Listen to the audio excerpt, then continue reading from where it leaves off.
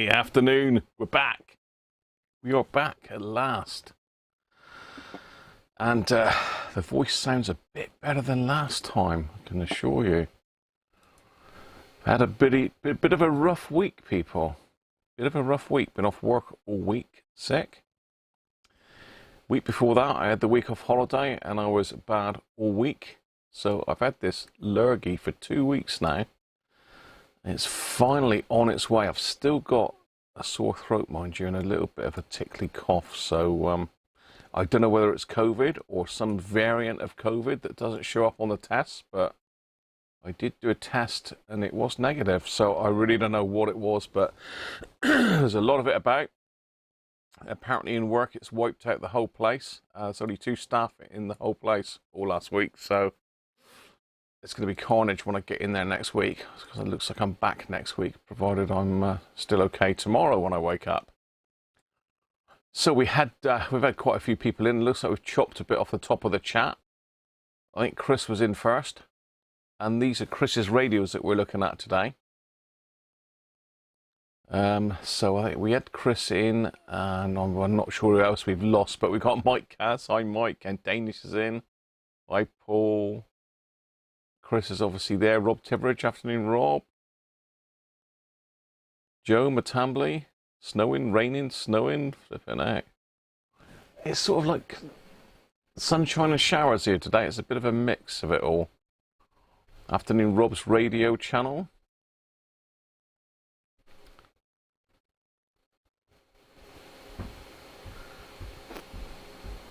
Aaron's in. Hi, Aaron. Sunny down there.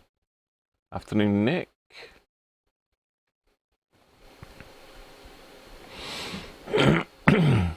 Tom and Susie, how you doing?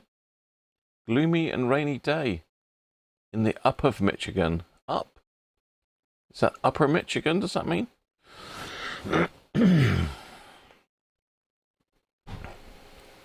Or United Peoples Michigan, maybe. I don't know. Bill, morning Bill. Must be fairly early.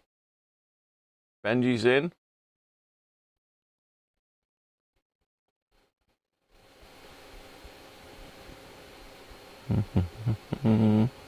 Just catching up.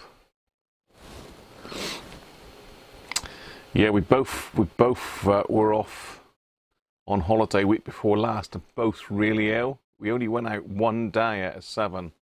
And that was because Mrs. Cruncher had to go in for a meeting on Wednesday. But yeah, we were both really bad, and we've both been bad last week. Hi Bob, how are you? Yeah, feeling a bit better now, mate, thank you. Ben up, free seller, mate. Andrew Littleboy, hi Andrew. Thanks very much. Sandra, hi Sandra. Dids is in. We're all here, we're all here. Did you miss me last week? Just a whisper through the show. Just whisper through the show, yeah. Yeah. Yeah, been really rough, and like there's people going down with it everywhere around here. I lost a couple of my darts. Well, one of my darts teams went down with it.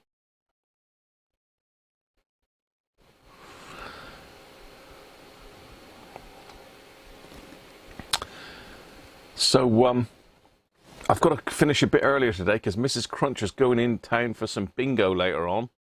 Some works due her. I think it's Lou's birthday today. So Lou, if you're watching, which you probably aren't, happy birthday. And I just noticed I haven't got my on-air sign on, so my brother's not going to be very happy, is he? And Rob's radio channel is his birthday on Wednesday. So I thought I'd give Rob a quick shout out because he's been pestering me for about 4 or 5 months now that it's his birthday next Wednesday. So there you go, Rob. You going anywhere special, Rob? You going out for a meal, or is it your 80th birthday, Rob? Borley, how are you, mate? John Lewis, afternoon, John. Spreading around, you're in bed watching So Rough. Really, John? How you doing, mate? Yeah, I don't know. I've had it for, well, over a fortnight now. It started coming on not last week, not the week before, but the week before that on the sort of Wednesday, I woke up with it. So it's 2.5 weeks. It's really knocked me for 6. When I seen John Lewis coming, I thought it was the shop, John. So apologies for that, mate.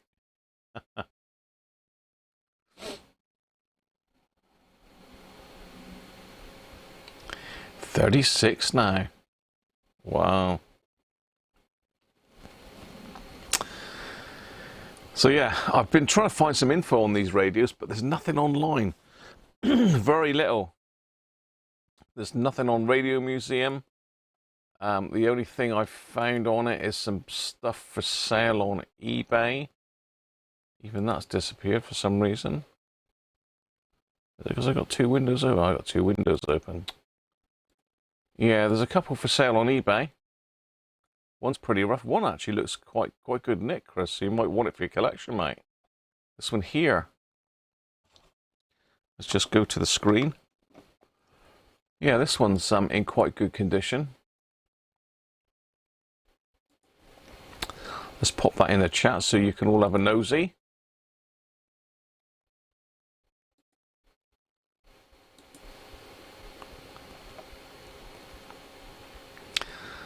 Welcome H. Neil from Poland.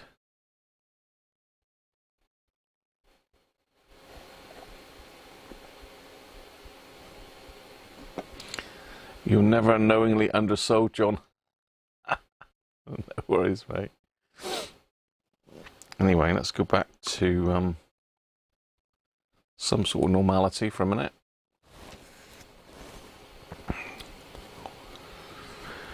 So yeah, it's an unusual radio. Now, Chris reckons that there's a schematic hidden inside these, so we'll have a look in a minute. Got a couple new items arrived this week. Well, not this week, a couple weeks ago actually, but something we were talking about for my mobile tool set was the old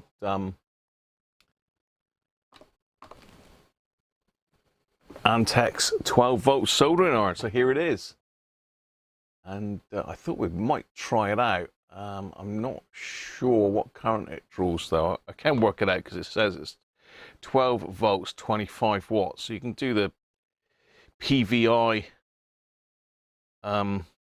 what do you call it, that little triangle. You can do that to work that out. I'm sure some of you have already worked that out, some of you mathematical geniuses.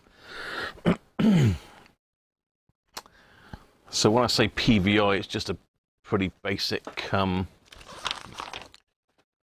we got CPC's latest catalogue in there. Bulk savings. Just put some orders in for this lot. They've been costing a fortune at the moment. So PVI is just well, if I can find a pencil, get my lovely nice pencil that everyone loves, my scabby pencil outlet. So you just do a triangle like that, PVI. So we know the power is 25 watts.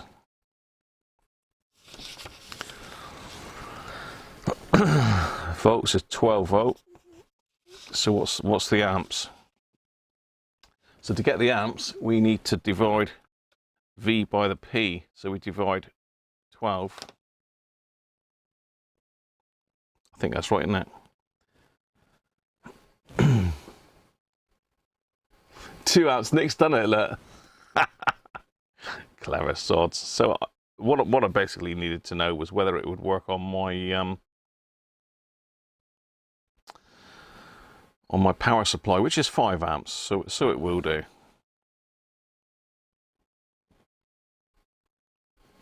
Yeah, so it's actually 2.08 amps, look. So I equals 25 divided by 12, which equals 2.08. So there you are. If you need to work out the power, we can work out any of these 3 things as long as you've got 2 of them. So if you didn't have the power, but you had the volts and the amps, you could work out how many watts it was. And if you didn't have the volts and you had the amps and the power, for unlikely, but you could work out what the voltage requirement was as well. Should be a W, Benji. So the link for this is in the description, in my list of tools underneath. What I haven't done is gone and got any more tips yet, because I believe this takes the XS tips down the bottom here. So there's quite a lot available for it actually. So I think we've got the 3mm as standard, but there is certainly a lot smaller tips. So I thought what we might try and do is give it a go a bit later, just see if it works. So that's one thing. The other thing I picked up is this, which I've been after a frequency guide for a long time for airband listening. And I don't know, I was browsing around somewhere and I seen someone selling an airband radio with a 2023 version of this in it. So I thought that looks interesting, so I'll have a search for it. So I typed in UK AFG in Amazon, and up this came. So I picked it up, and lo and behold, I've got loads and loads and loads of scanner frequencies for airports and airplanes and all sorts of airband, including military, HF. It's got the 8.33 conversion list thing on it, which does my head in. I was reading that the other day. You don't really need 8.33 steps on your radio to receive it. It's very strange, but don't ask me to explain that. You need to read up on that yourself. But again, the link for this is in the description of my video. At the bottom of my sort of like tools list is a link for that.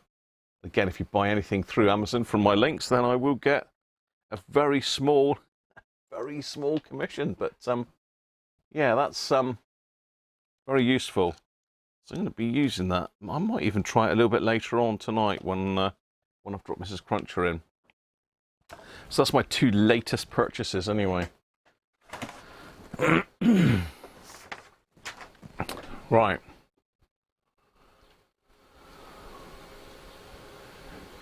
How are we doing? Mike Cass is still 72. It's not your birthday as well, is it?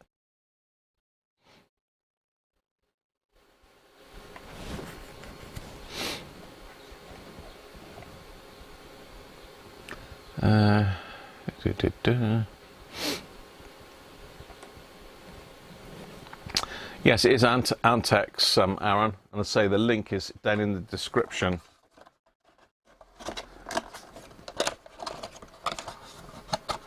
It's an Antex XS25.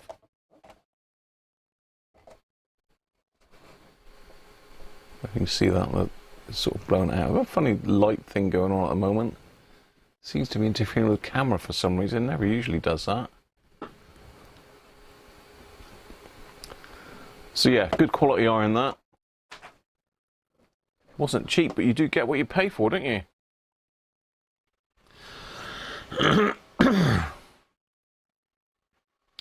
Should be a W. I think you mean the power.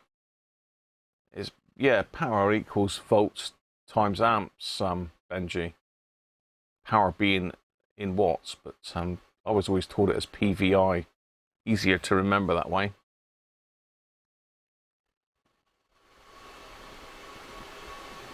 Afternoon, Aston. Lovely day, it certainly is. Ian, how are you, mate? M5AXA. Yeah, I've got a few Antex irons. Well, I've got another two Antex irons in here. I've got a small one and a sort of medium-sized one that I used to use before I got the soldering stations, and they used to work fine. In fact, I still got a load of tips from somewhere, but I'm not sure if it'll fit the XS. Mr. Brewster's a grump, is he? Yeah, Mike Cass. Thank you for the tip, Mike. Let's get one of these radios in shot so you can see what we're up to today. Let's just pop the camera up a little bit. So we've got 2 of these in.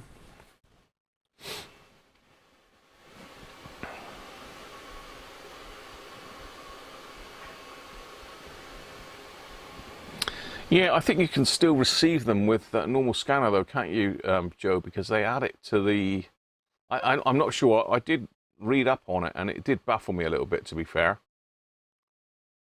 Mick McGinn, afternoon to you, Mick.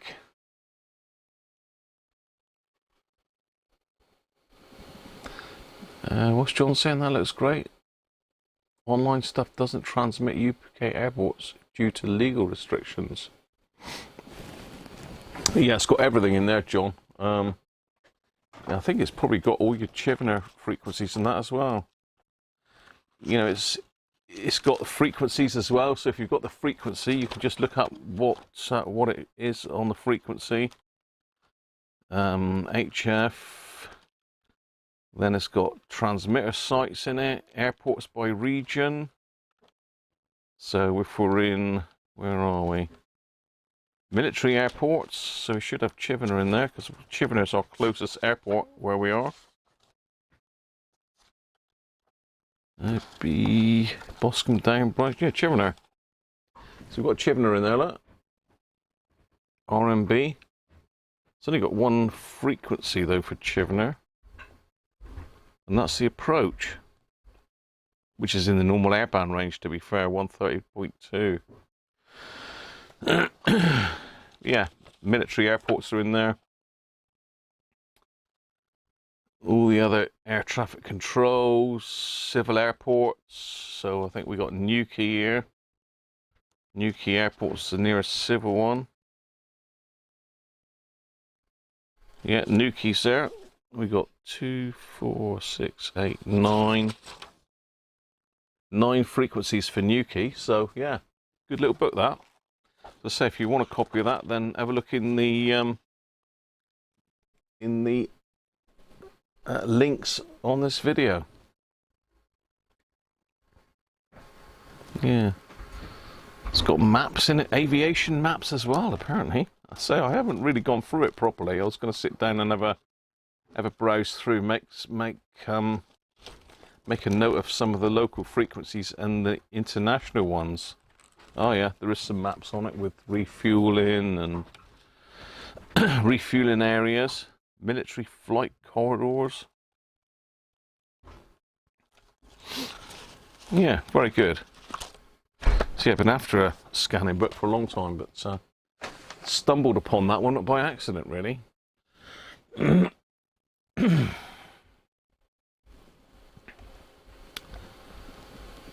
Right, let's have a look. Get rid of Antex iron and power supply, yeah. Test, Chris? What are you testing, mate? Daryl, afternoon to you.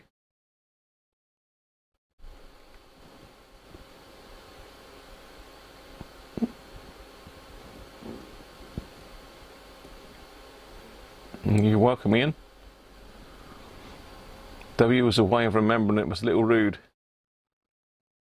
PVI is just the way I remember it, really. You got the Uniden UBC125XLT. Well, I've got the AOR Mental SR2000 over there. Fantastic bit of kit. I really need to plug it in properly. And Chivenor. It's it used to be a military base many years ago, Joe, but I think it's pretty much disbanded now, but they've still got the airstrip up there. They still use it for like air sea rescue, and they do a lot of what's the word? I was going to say practice, but it's not really practice, is it? What do they do for the war preparations? Training up there. Yeah, it's familiar, isn't it? Antex hours never lasted long for you, Aston. Maybe you were full of static, mate, and you were zapping them. Bob did a summer camp at Chivener when you're a member of the Combined Cadet Force at school, 1966. Hi, Rich, how are you?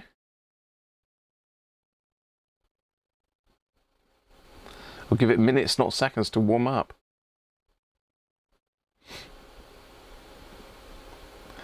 You're making your prototype 1500 watt electric soldering iron. I bet that's mental. Your browser was messing up, Chris, was it?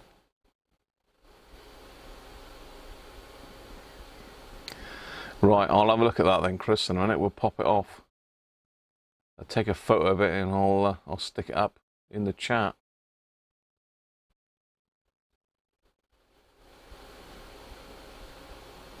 Yeah, you'd be soldering some metal sheeting with that thing, wouldn't you?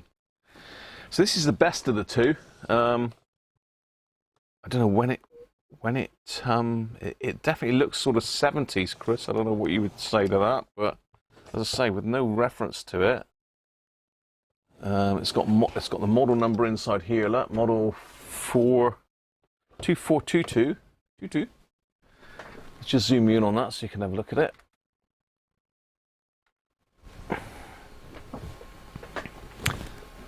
We'll get the glare off of it. So there's our frequencies, look.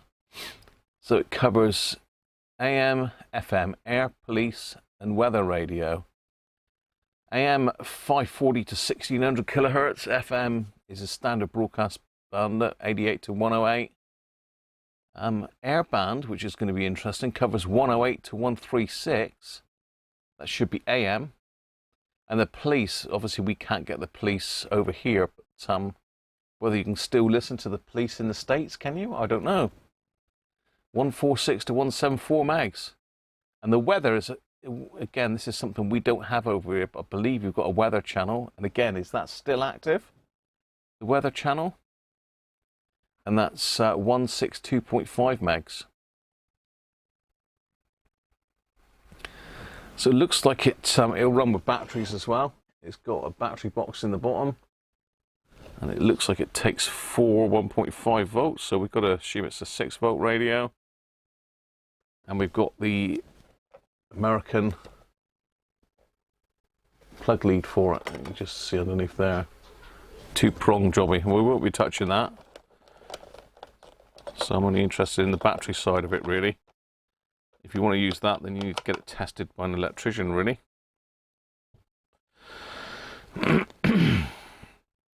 So Chris thinks that the schematic may be on the back of this plastic bit. So I mean, we'll do this one first, shall we, or should we do the rough one first? Because one is a good radio, and one just looks a bit beaten up. This is the best of the two. The only issue really is it's missing the little pip on top of the aerial, so you can't push that down too far. I need to see if I can find another aerial with a top button for that, actually. I'm sure there's a sort of pretty standard thread on there. The vinyl sort of like come unwrapped, so I need to see if I can do something about that for Chris. Bit of contact adhesive should stick that back. There is some scratching on the dial plate there, whether I touch it up with a permanent marker, Chris, or just leave it as is. The other one is a bit more beat up. You can see it's got some discoloring. This is turned brown because it's been in the sun by the looks of it. Some dents on the grill. Aerial snapped on this one. Top section's missing. Generally a bit more tatty.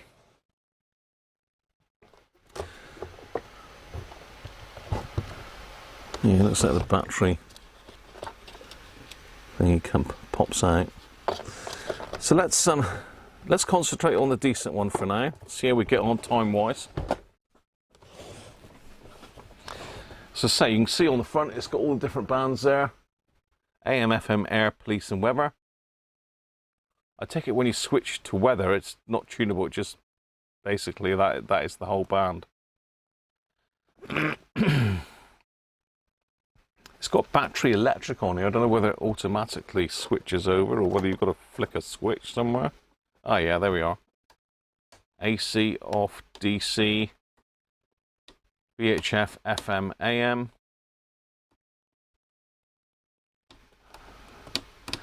So all the what's the police bands in AM over there or FM?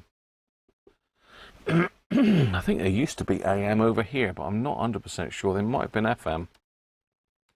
And we've got the volume there. Now, we did try these a while back, and they are low on power, well, output power anyway. So we better demo them for those that didn't watch the previous video.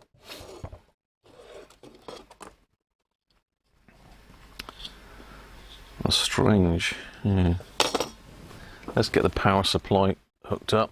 I've had a bit of a tidy up on the bench as well. Long overdue, but it is looking rather nice on here now. The only problem is I can't have a finger in me today because I've got to drive. So no finger going in today. Well, I've got to check the power first, don't I, before I clip that on.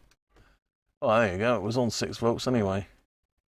So let's pop that on.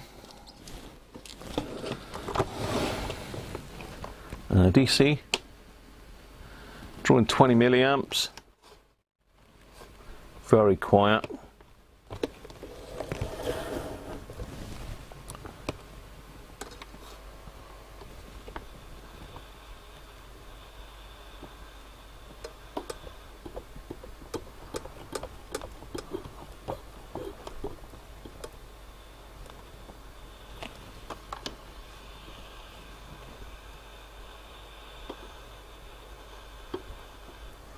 Yeah.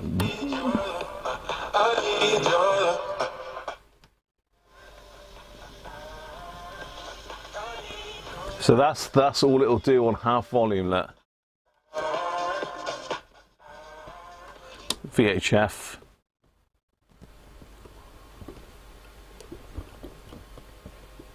Nothing on VHF. You're not going to get anything on that. AM. No. So pretty bad. Very quiet, pretty insensitive as well, so it's going to be the capacitor, isn't it? They've got to go.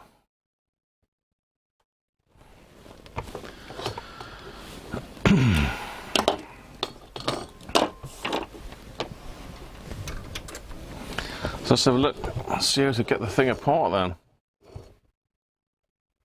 Okay, looks like there's just 2 screws in here. David, how you doing, mate? Each Neil remembers your brother having an air band. Let's just quickly catch up with the chat.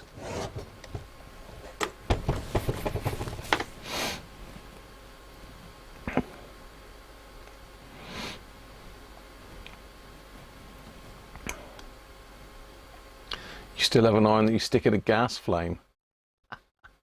Oh dear, you used to get the old ones with the like spiral handle, didn't you, that you stuck in the fire? Weather channels are still active, are they, Chris? Interesting. Police went up to around 800 megs. Are they still receivable, or have they gone digital, Bill? They've all gone digital over here, so you can't hear them anymore. It used to be quite interesting on a weekend, listening to the police and the fire and the ambulance. It used to be great fun, but unfortunately you can't get them anymore. Thomas is saying they're on Motorola trunk systems. Some of the trunking stuff you can pick up if you've got the right scanner, but if it's scrambled or encrypted, I don't believe you can. Darryl saying the Holiday Band radio changed names to Soundesign in the 70s in North America. Weatherband still available. What do you get on Weatherband then? Is it like a satellite or a fax frequency, or do they actually give out the weather? I'd be interested to hear that. Is adverts? Oh, adverts not coming on here. Yeah, adverts help pay for the content, people. So don't diss them. They help give me some income. Hi, multi afternoon. Yeah, early doors. I'm off out. I got to take Mrs. Cruncher in town later. 162.4 FM, Chris. Really? What did we say that was? 162.5. It says on the dial.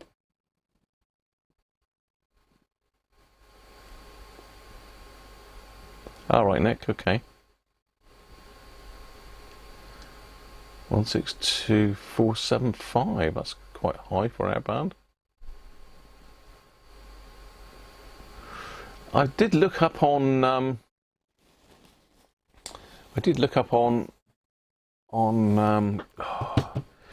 the Radio Museum. It did refer to its previous name. It wasn't that. Yeah, I can't remember what they said it was now, but there was a name previous to that, and they changed in 1968, I believe, to Soundesign. I haven't got it there at the moment. I might have it on my history. Let's have a quick look.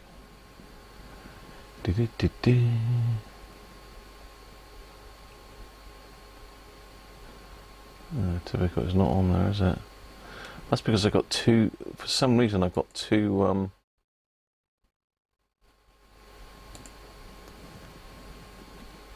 Two lots of pages open. Let's close that lot because it's going to slow me down.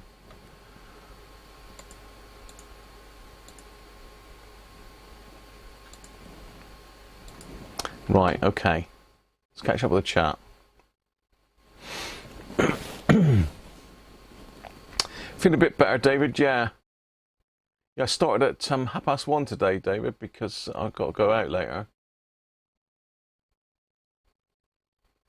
A finger shandy.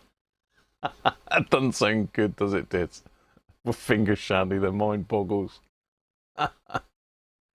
Oh, dear. I see, it would have been 10:30. You should have got the notification. David, I put it out yesterday. Notifications are rubbish on this, aren't they? Oh, hang on, we're jumping. Lafayette 2422. Okay. You're back home, David, are you?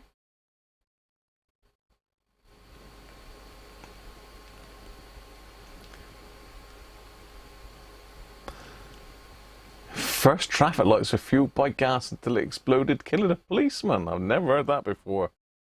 Aaron, I should know that, shouldn't I, being a gas engineer?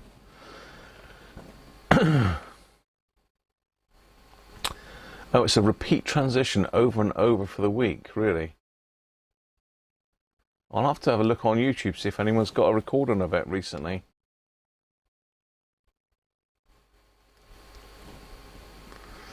How good a scanner receives depends on the antenna. Yeah, you're dead right, Aaron. I'm lucky because I've got a dual band VHF, UHF amateur aerial on the side of the house, and that's only just off the airband. I think it's 144 at the bottom end, so it will pick up airband, no problem at all.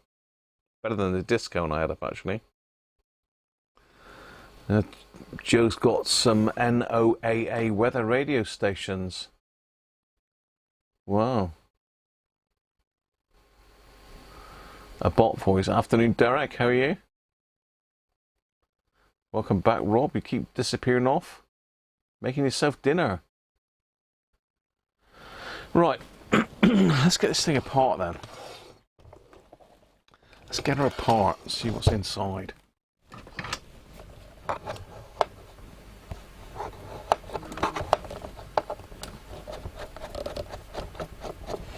I've changed my phone this week as well because my old one, as you know, wasn't taking photos, which is really frustrating.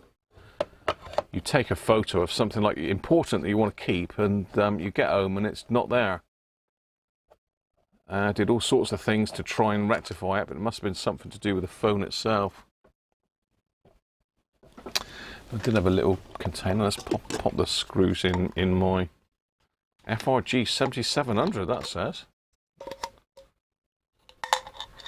In my bone and joint health. Look, let's see, getting old now. I need health for my bones and joints. Need more than that. Poor old back, still knackered. I must go and see somebody about that back because it is not good. Right, looks like this lot's got to become unravelled to get the back off.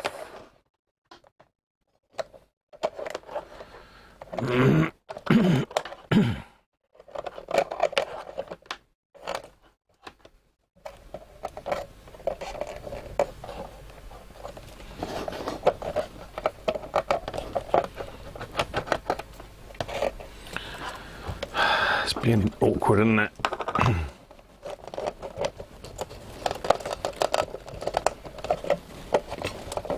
And Chris says there should be a circuit on the back of this panel, and yes, there is. How about that?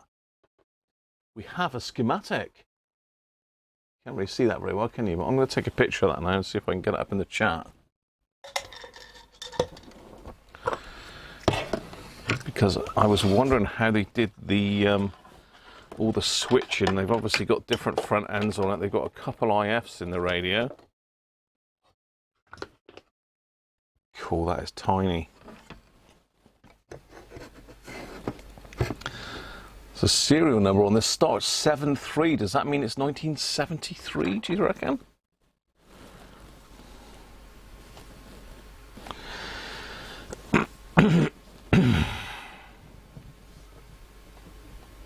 Get up.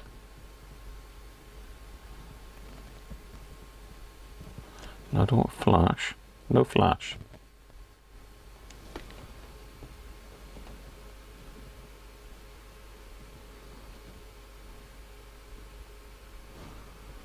I'm going as close as I can.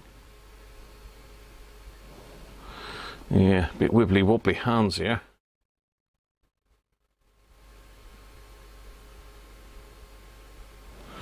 That one should be better, the second one. Okay, so let's share that. If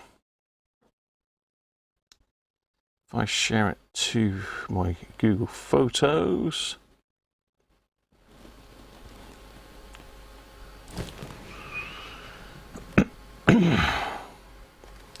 No geraniums in there. Let's hope not. History of traffic lights. All right, Aaron, I'll have a look at that later, maybe.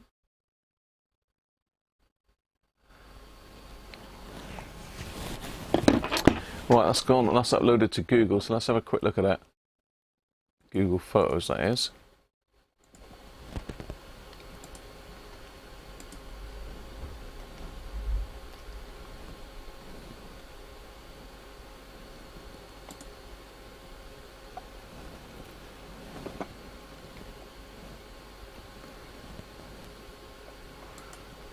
Let's download that.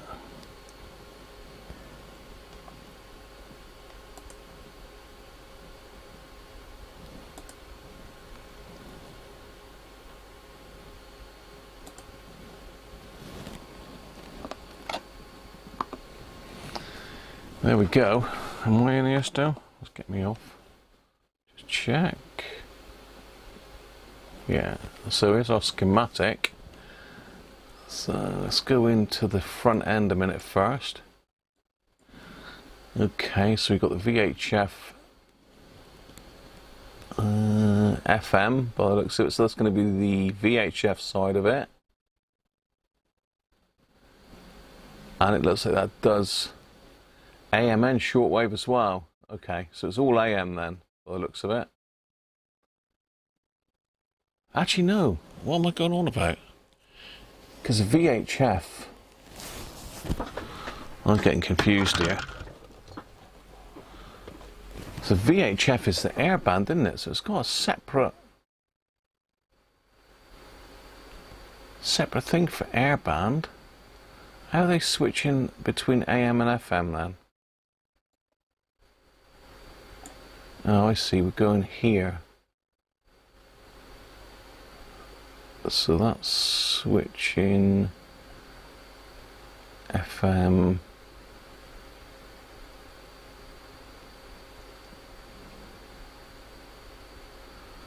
So they're using the... No, because IF's going to be over here, isn't it?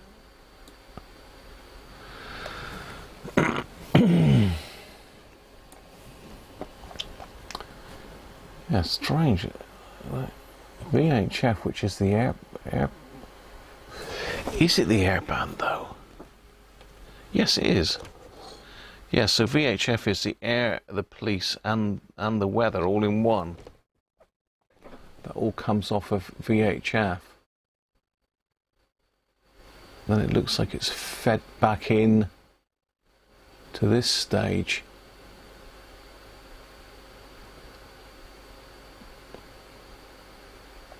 So, yeah, that must be a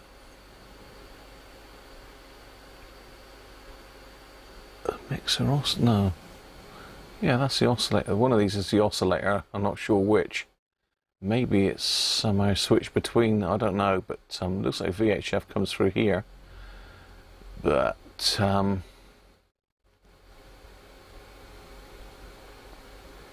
also comes down through here as well.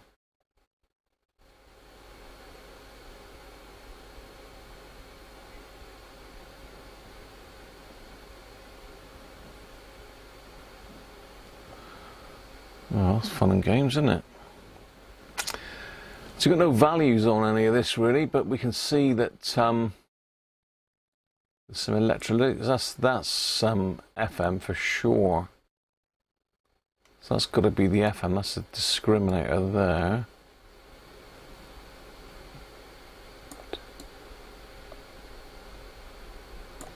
I would have thought that's AM detector maybe there.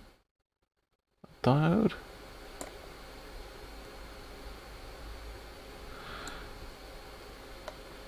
More switching down here.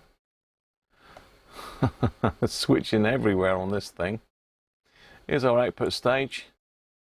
So again, we've got C59, which is right across the positive and negative. So I think that one's probably all right. Otherwise, we'll be drawing a lot more current. But it was certainly, if it is leaking to ground a bit, then it would dampen down our signal. This one here is favourite. Looks C58 right on the output. You bet your life that that one's gone.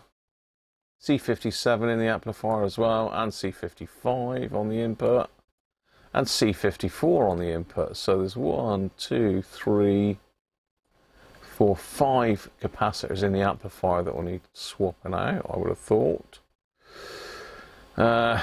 We go up into the IF and RF sections. We've got one there in the FM. That might be, well, no, the FM is working, isn't it? It's a little bit quiet, but AM's dead as a dodo. So all of these are going to affect the reception. Another one there at C45.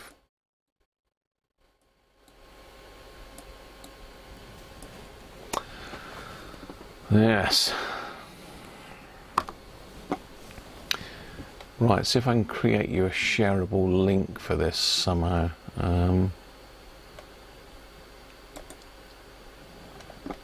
I stick it in my OneDrive.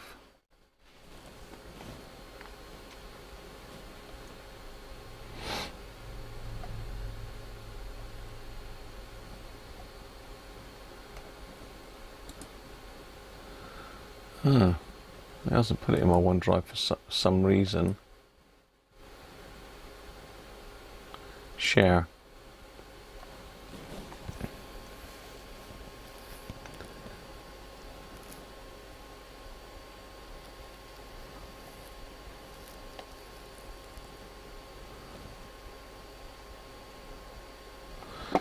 I don't know what I'm banging on about. I can share it to you out of Google, can't I?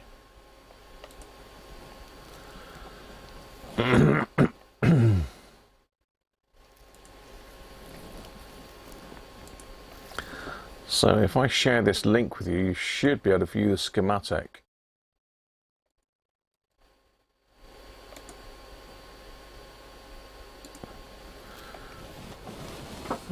Someone open that and see if you can see it.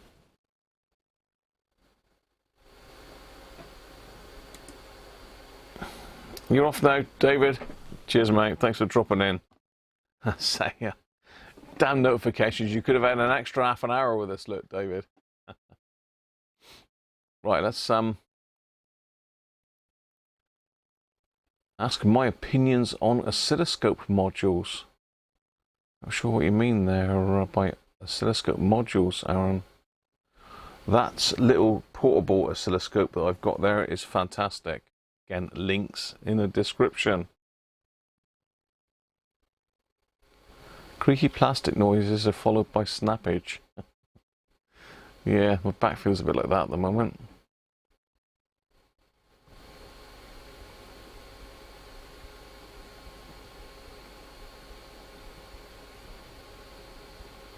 All MPN, so I need to hold the schematic upside down.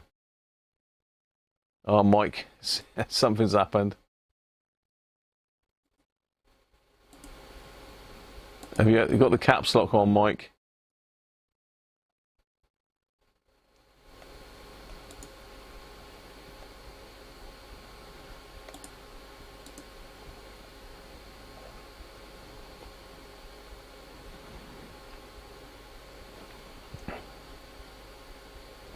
Oh, that Diamond D777 is supposed to be a cracking antenna, dudes. I really fancy one of those. They're not cheap though, are they? Hi Harvey, how you doing, mate?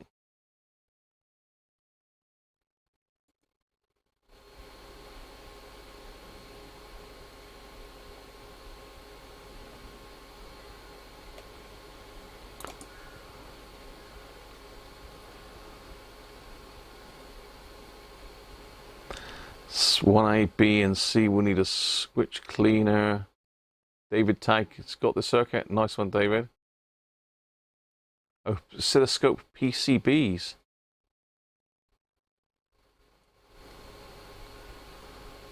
Thanks, David. David Tag, that is.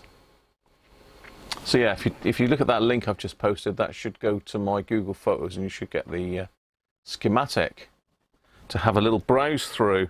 Because I say it's tiny here, you can't read it on here, but the photo actually has blown it up quite nice.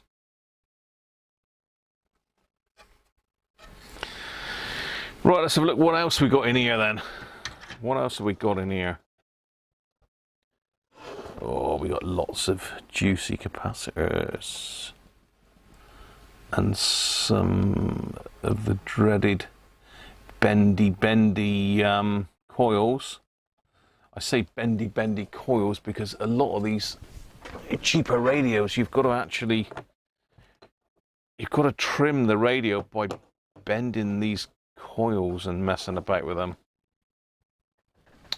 Let me show you what I mean. Let's get in a bit closer. So if we have a look at the front end up here, look, around the tuning cap.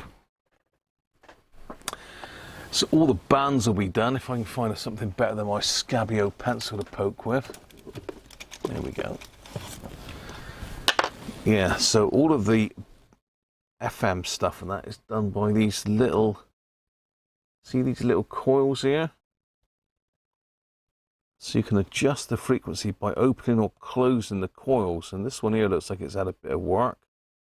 Someone's had a good old squeeze in of that, and there's looks like a cat's hair in there. Let's take that one out. It doesn't look human anyway.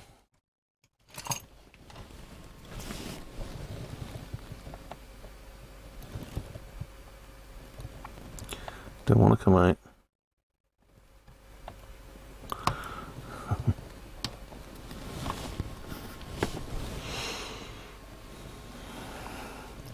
So you've got lots of wax in this area to stop it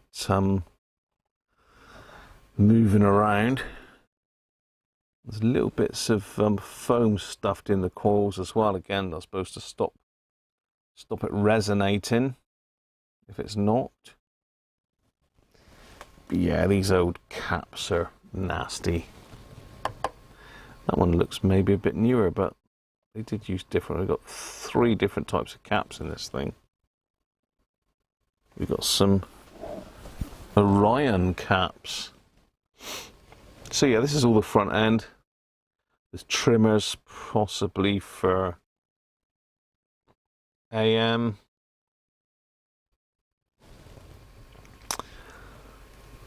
And you've got obviously the trimmers for the oscillator in the top of the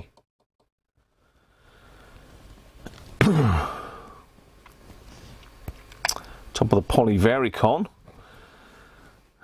That's probably oscillator over here that's filled up, so no touchy there. But then you've got all these color coding. I can't remember off the top of my head what the color coding is for these. So some of these will be AM and some will be FM. So again, without any service info, unless there's something severely wrong with it, we won't be touching any of those. I'll get you down a bit further there, so you can see the IF side of it and the output. So yeah, all of these are color coded. So you've got red, white, yellow, green, green, yellow, black, pink, and blue. This one looks like it's red up here, but it's filled up with wax. And I assume that these two down here with the little heat sinks on them, these two transistors, that'll be the outputs, I suspect. A little sort of like clip over heat sinks on them. So this will be the capacitors in the output stage down here, I would think. 1, 2, 3, 4. How many did I say we're in the output? 5, didn't I? 1, 2, 3. There's 4 there anyway. They're definitely in the output. And whether one of these is in the driver stage, I'm not sure. We got 1, 2, 3, 4 transistors there.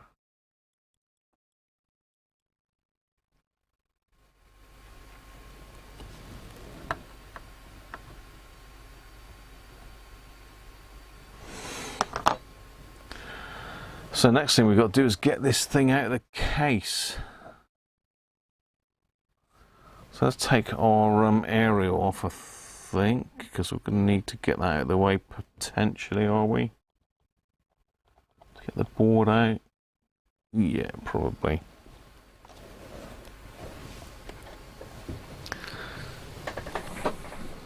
Jess, how you doing, mate? Christoph, how are you?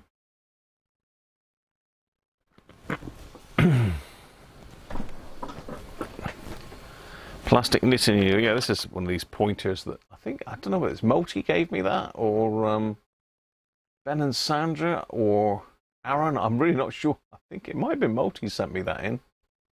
Apparently it's used in aircraft because it's this colour. You can't leave it in the aircraft.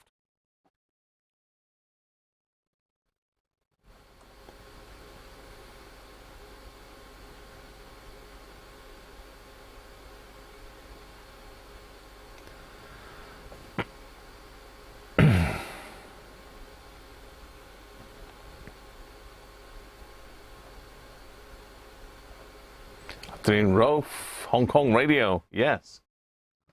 Hong Kong. Bang on. It says Hong Kong on the bottom there. Kong Hong. I always thought Hong Kong was in Japan, but it's China, isn't it? So these buttons come off. Really? Really? That one does. This one.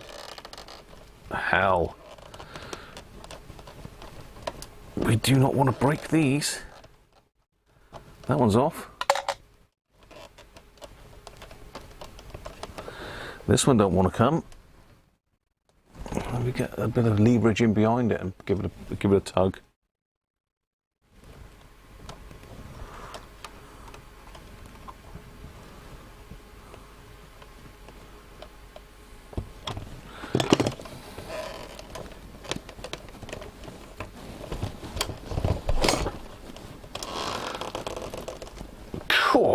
Yeah, that one.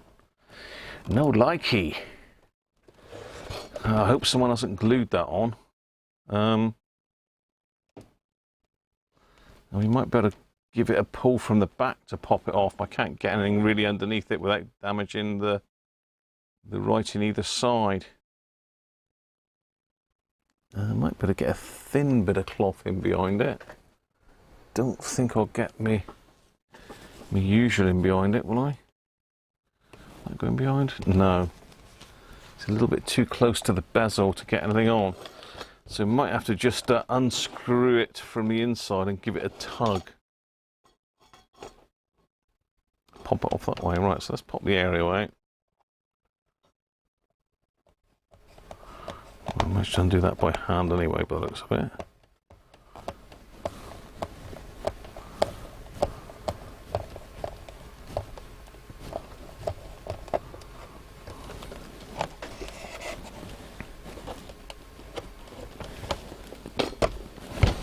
That's the aerial out. A little aerial screw. Let's pop that one back in the aerial so I know it come from there. There's the washer.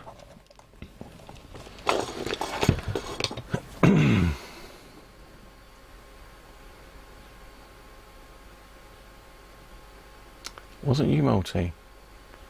Oh, it was you, Ben, was it? Thank you very much, mate. Yeah, UV fluorescent pointer.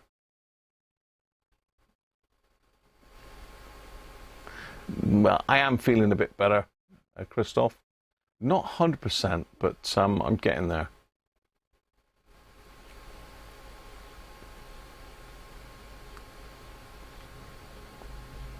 Cleaned up schematic for 2422 now on Cruncher's chat.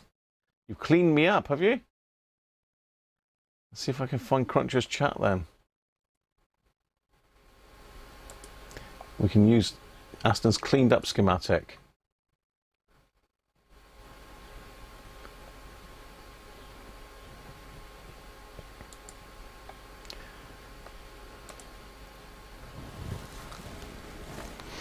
If anyone wants to join in on the Crunchers chat, all you've got to do is join my Facebook group. And away you go.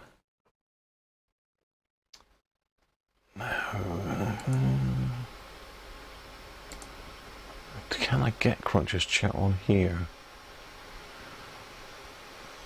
No, you'll have to send it to Radiocruncher and friends, Aston. I don't think I can get the Crunchers chat on this one. I'll have to go to Facebook to get it.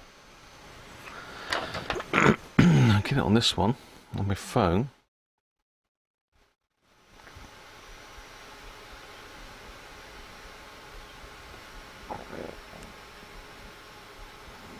Excellent. So let's share that. Upload it to photos.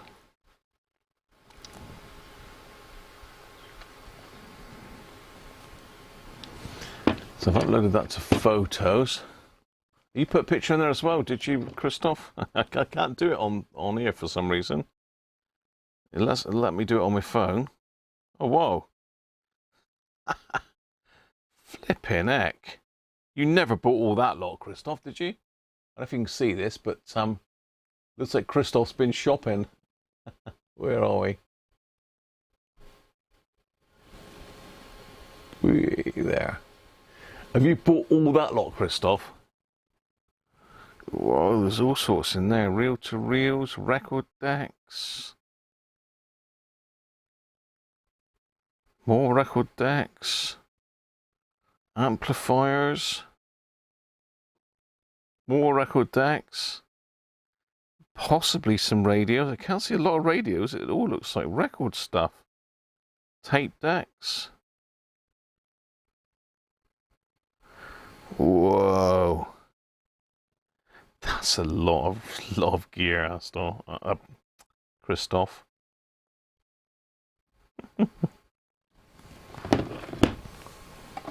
Thanks for the tip again, Mike. Much appreciated, mate.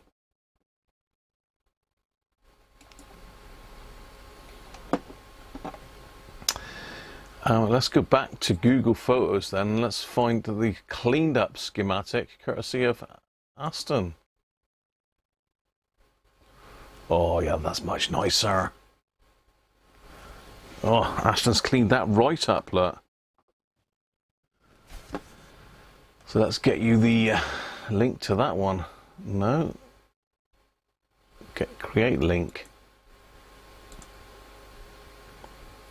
Copy. Much nicer, Aston.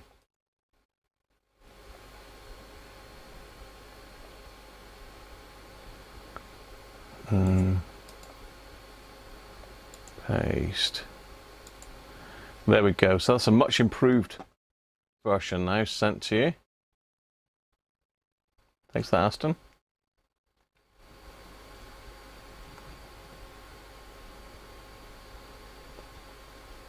Put some IPA behind the switch. It would probably take the text off the front IPA, Jess.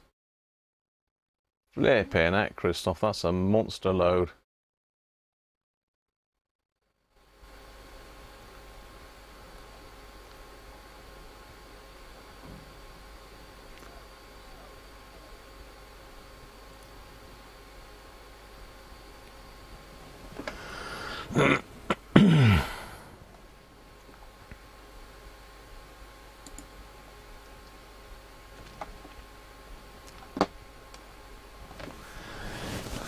let's carry on taking this thing apart then. I must keep an eye on the time as well. Past 2. I've got till probably just after 4 today, and then we'll have to call it a day. So we've got some screws and we've got some nuts as well. But I daren't take the nuts out because they might be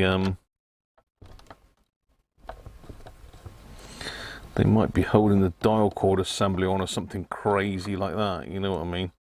We don't want to be pulling that out.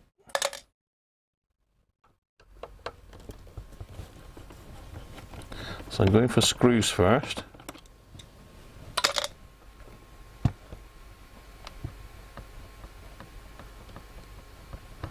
Definitely got movement. Bigger screw in the middle. But there's a few things in there you wouldn't mind getting hold of, Harvey. Not that you've got the room.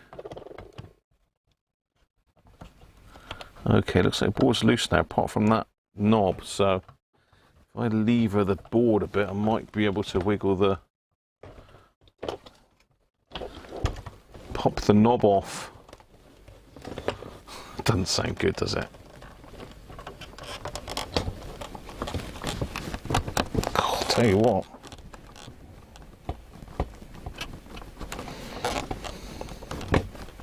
Yay! It's off.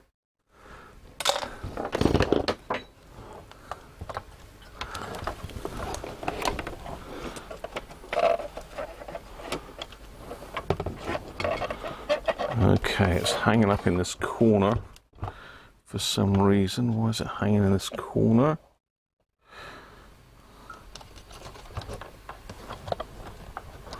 And we've got this earphone switch is a little bit in the way, but I should be able to pull it past that.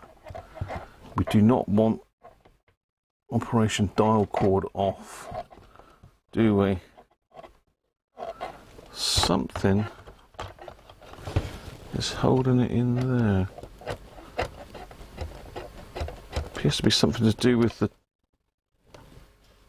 dial knob, the tuning dial knob.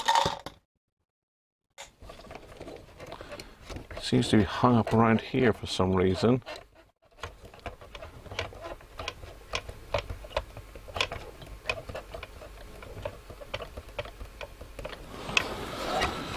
And what's stopping that coming out, I wonder?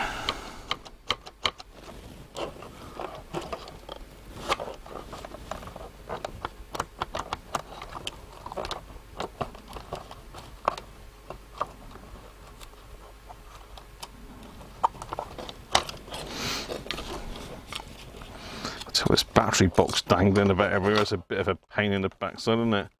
You take some photos in a minute in case I pull one of the wires off. That would be disastrous. Ah, hang on. It's gone. We're in.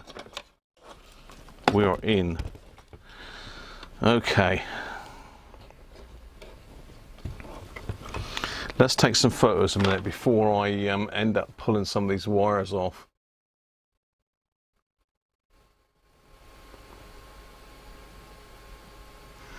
Yeah, got there in the end. Running out of room. I've actually run out of room, Harvey. Right, let's take some pictures of this lot.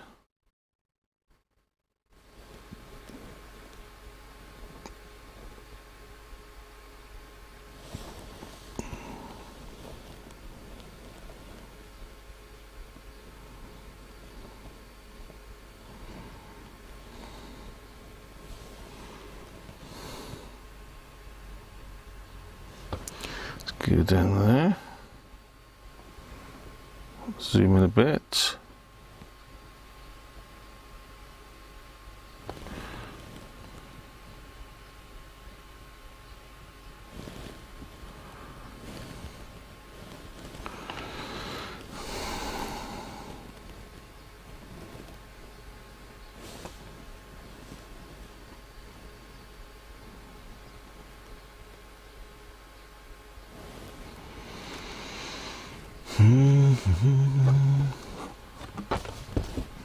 Got Got any wires on the other side? No, okay.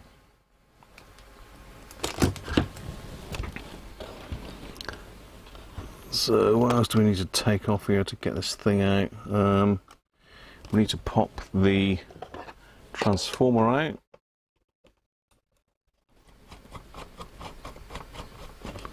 Just held in with a couple of screws by the looks of it. Screw in a washer.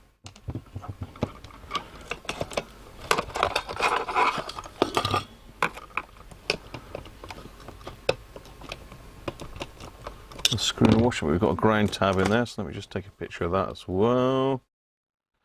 That's where that, come on, recognise my face, you daft thing. Hello, come on, there we are. Right.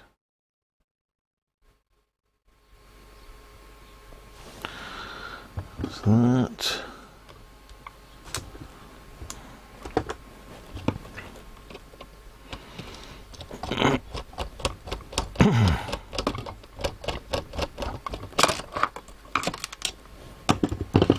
No washer on that one because it's got a washer built into there. So we've also got a screw there which is holding the mains cable in.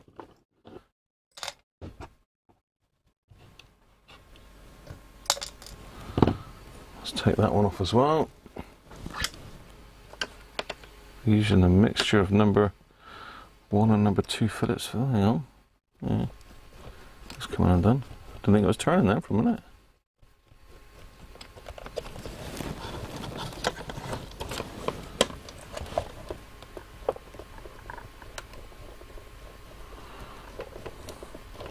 That's just holding the cable clamp on the bottom.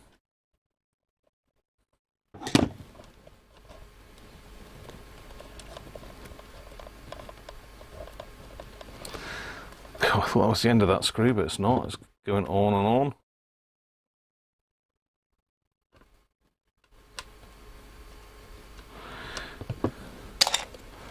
Whacking great big long screw.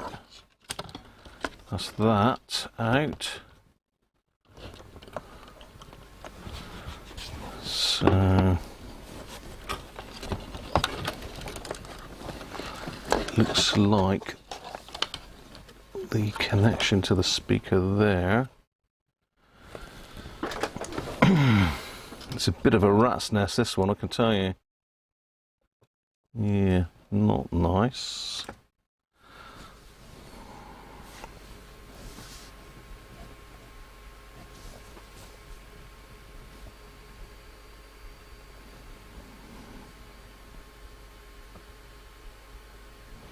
So that one there is the one that goes to that connection there. So I'm trying to get at.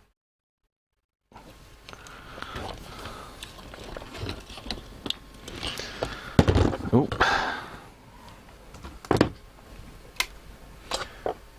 Right, let's turn some solderage on and let's get this thing out of the case.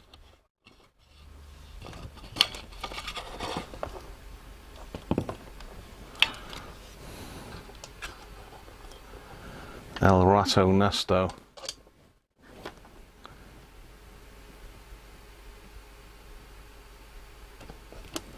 It's that one. It's loose a bit more. The problem is that we've got lots of red wires here. This is the issue. And we've got a red and a black. What I think I'll do is join those together with a little bit of tape.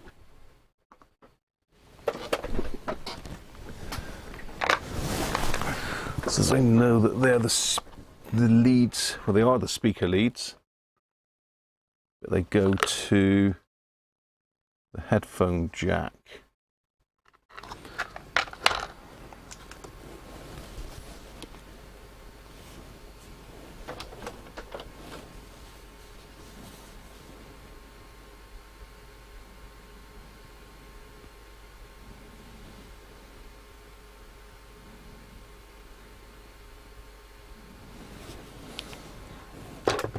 I don't really want to take the headphone jack out because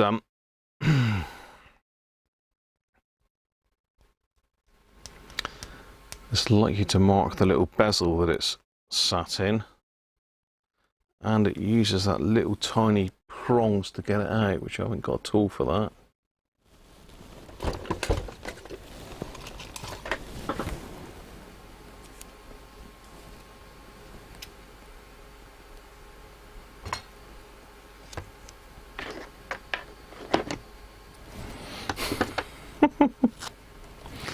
Yeah, you must be careful with your shaft, Paul. You don't be yanking that out too often.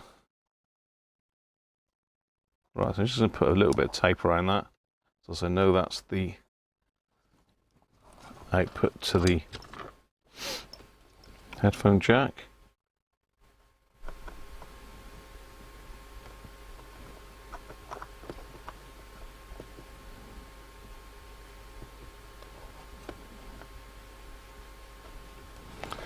It isn't coming out.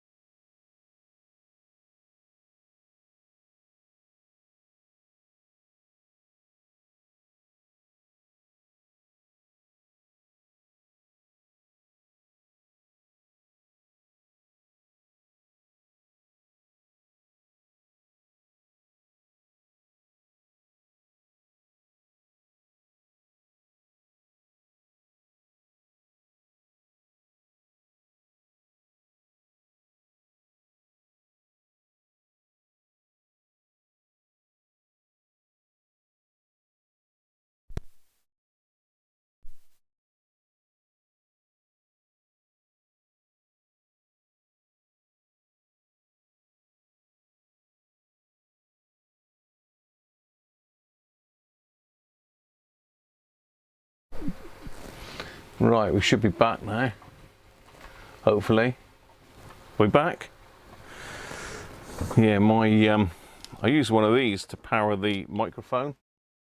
Saves on AA batteries, and obviously this is, yeah, it's down to its last little dot, so I need to chuck that on charge.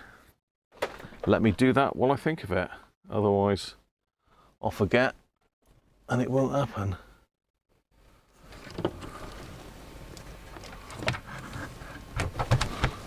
So it doesn't look like we're going to have the on-air sign on after all, because I need this to be charged. Right. Sorry about that, but thanks for the warnings. We should be good now. We should be good. Are we back? Audio. Scrambled egg in the slider. No audio. Hi, Anthony. Talking to myself. No sound. Can't hear you. Sound is off. Apologies. It looks like that was quite some time. Hi, Jim.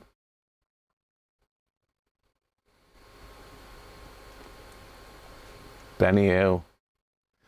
Oh, we lost audio for quite some time, so my apologies. I'm sure you could see what I was doing, though. Struggling. It does look a bit of a nightmare.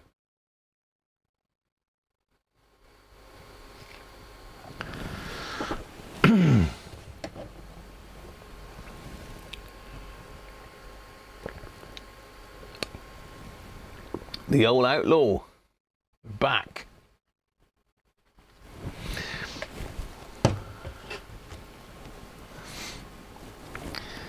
Yeah, so we've got a loose nut there that's just floating around inside. The only nuts I can see are holding the board on here, and they all seem to be present. So we'll see. I'm sure we'll find where it comes from.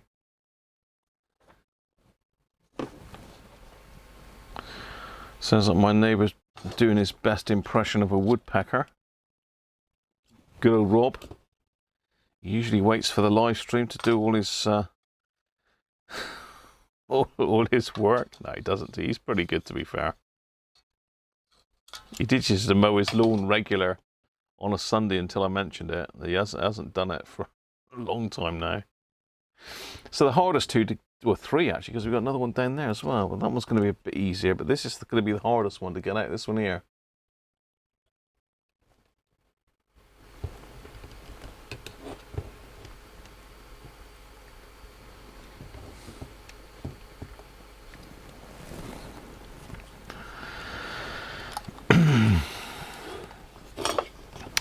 So again, I'm going to take some pictures of the orientation of these caps before I pull them. Again, to make 100% sure I get them in the right way round, because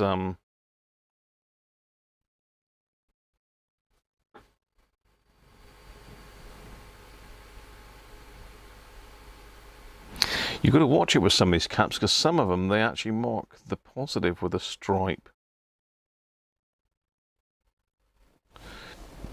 Now, where's the negative on this one?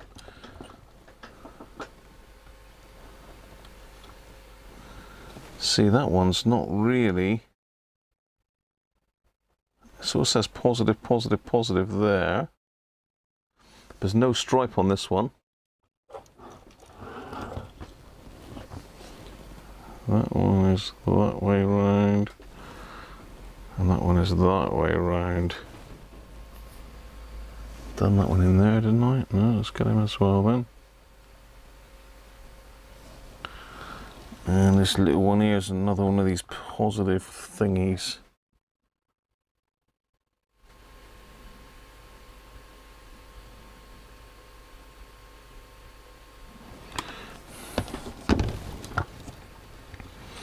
And one more there.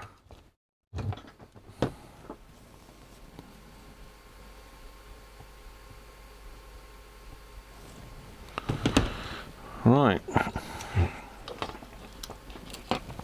Let's fire the desoldering tool up, but I might have to just pull these. I've got a severe shortage of soldering iron tips at the moment. I've just had to order 2 more from Farnell. And these are like 15 quid each plus the VAT, these things. So that's just cost me 30 quid, those two. But, you know, that's my two most used tips. As you can see, they're both pretty dark on the end. So I think that one's something like 1.2 mil. And that one's about 2 point something, 2.1 mil, something like that. So that's my two most used tips. So I've got to have them. No point dilly-dallying with it, is there? You've got to have it. Right, let's take a few more pictures just in case. Just take some overall shots of it.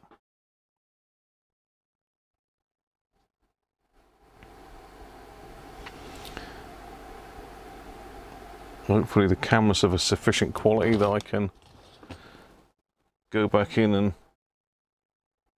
see where it's all come out of when all the wires pull off.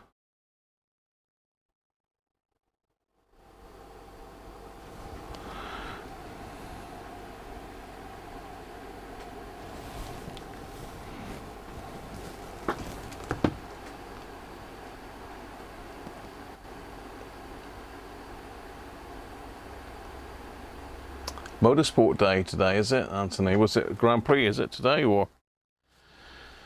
I haven't followed the Grand Prix this season, so you can't do any spoilers for me. 8 foot high, neighbour's grass, 8 foot. Christ. It's like a jungle in there. Thanks for the schematic, Aston.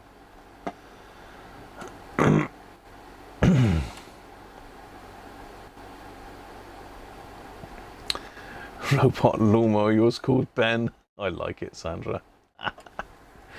Yeah, our lawnmower's called Rip the Grass Up and Replace It with Decking. So we have no lawn, which is a godsend because it used to be a pain in the neck. Plus the dogs used to take any opportunity to dig up holes in the lawn. It looked like the surface of the moon after Coco and Maddie had finished with it. I've still got photos of it before the decking went down. It's a hell of a mess.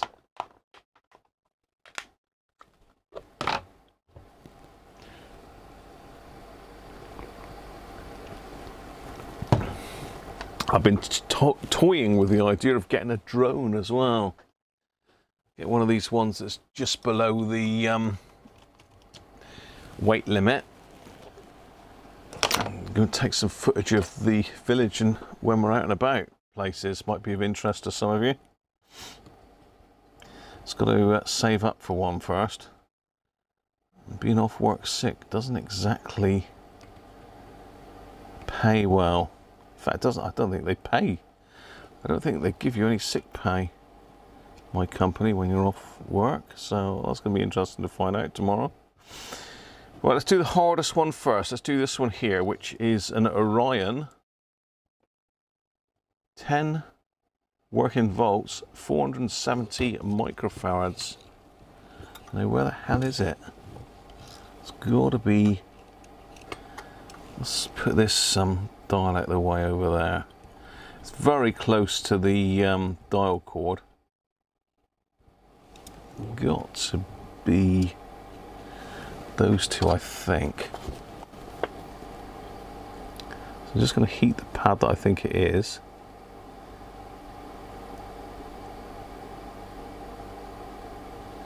It's not that one then.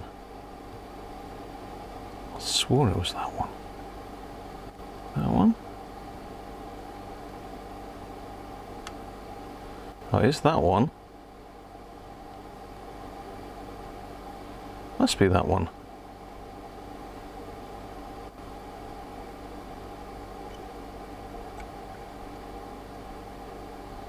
No, is it that one then? No.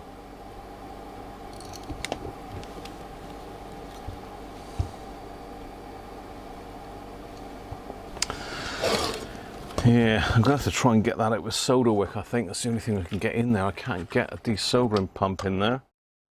Or can I?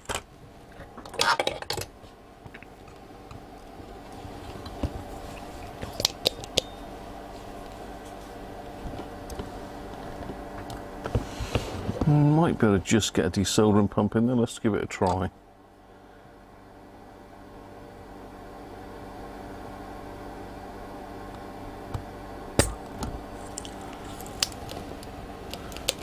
Okay, well, I did pull some solder out of it. Have I made it go?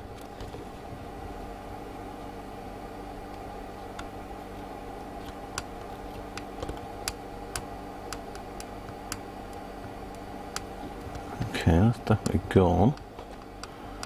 So that's... oh, that is the negative, maybe. Oh, I can see the positives right in there. Hell, how the hell am I going to get that out?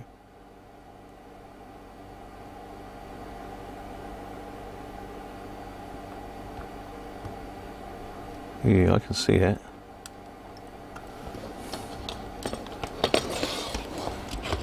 Flipping heck. What a nightmare.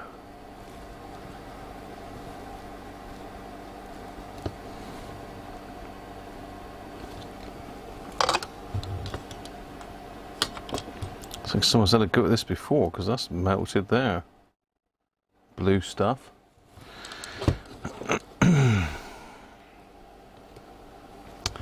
Well, I'm just going to think here, if I loosen those two screws... no, because that's slotted in.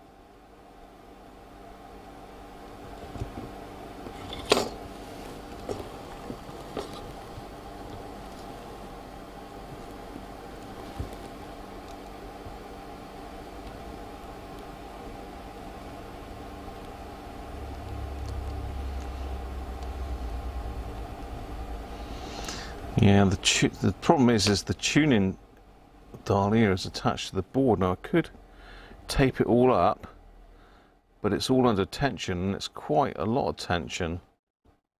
There's obviously no dial cord diagram for this, and that would be a bit of a disaster if that went.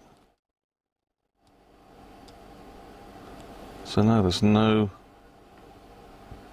easy way out. I might be able to loosen those two. Let's just try that a minute.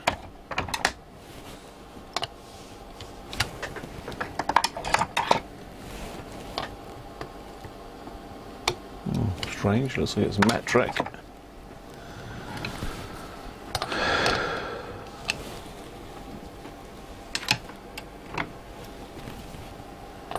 Every size but the one I've got here.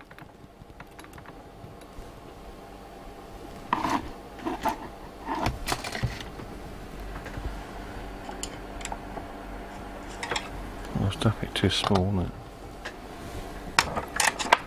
That's too big.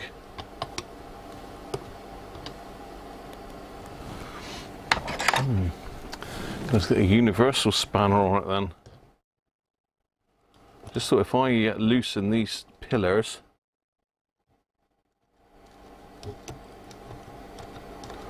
no, I still can't. I can't price the board because we've got tabs on the bottom here. So no, that's no good, Graham. Scrap that idea.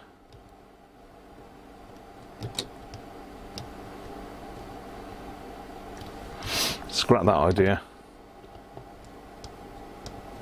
We're just going to have to be very careful and try and get in underneath all this lot.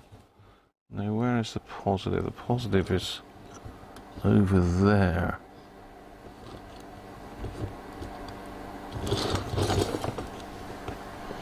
The only way, it's right smack bang in the middle of this switch.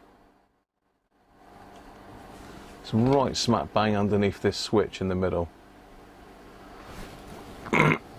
Vole's another name for rat, is it? It's a rodent, Nick, but I wouldn't say a vole is a rat.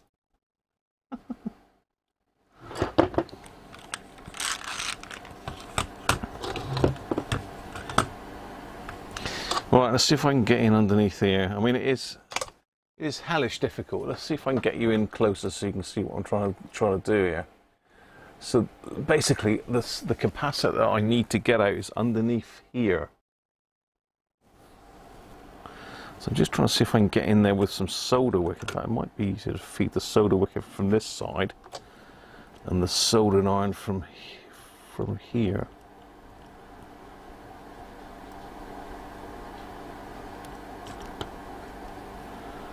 Yeah, okay, that's worked a bit. Let's feed a bit more wick through.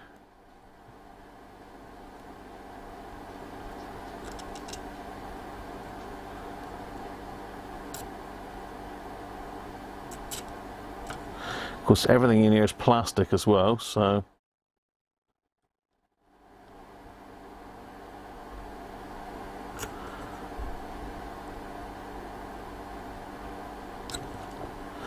right, has that done enough to get that cap out? Yes, it has. Right. That is a tricky little cap, that one.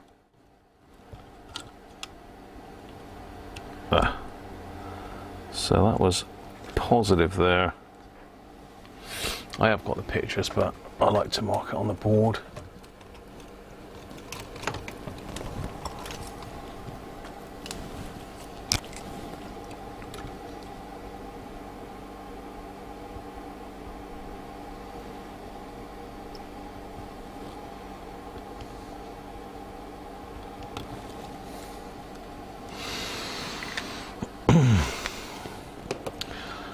Oh, this feels really feather light, this. That's dry as a bone, I reckon.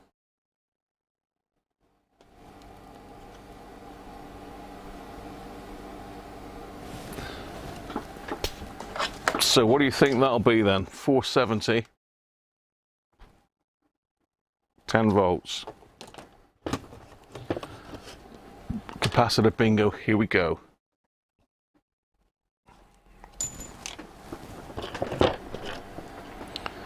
$10, 10 volts even. 470. Place your bets. Well, I find myself a 470.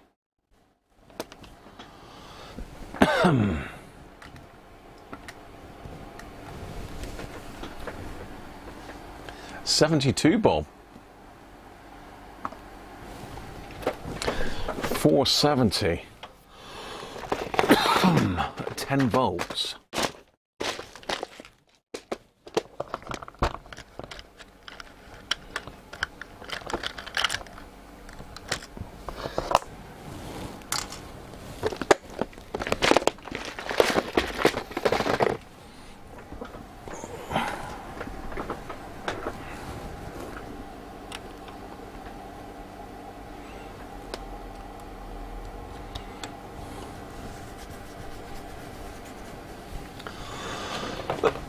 Excuse me.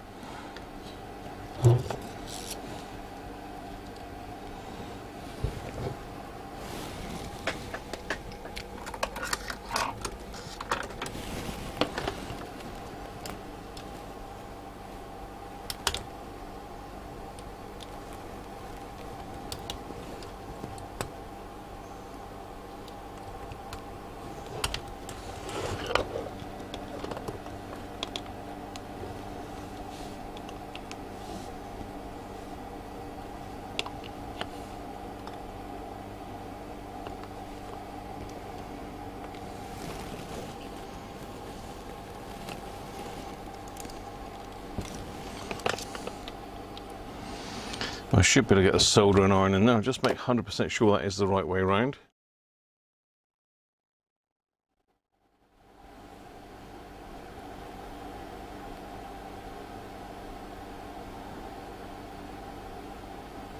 Yeah.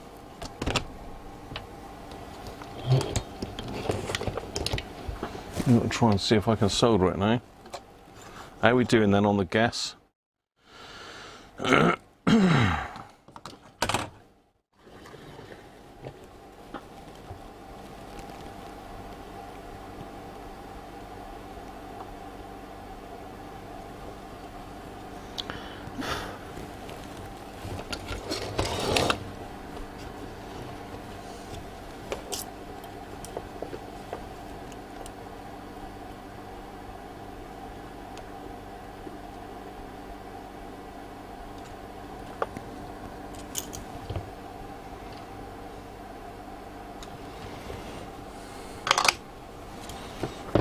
See if I can get in there with a clippers to snip it off. This one.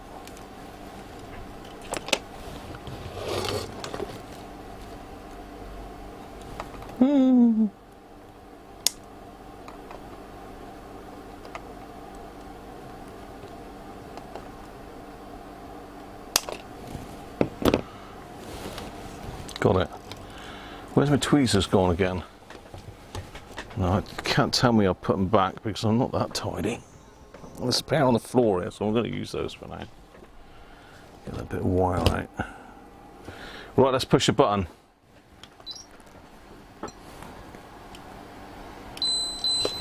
$559. 559. Who we got in the ballpark? Come on, we got 525, 530.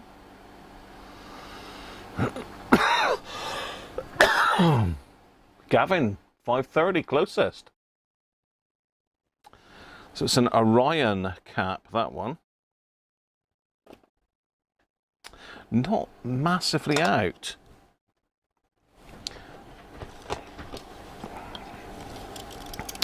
So that's a new one in. Just there, little Nichicon. Right, what else have we got? These are a bit more accessible. There's one over there that's a pig. It's going to be a pig to get out, that little blue one. Where the hell is that to? That is going to be even more difficult than the last one, I think.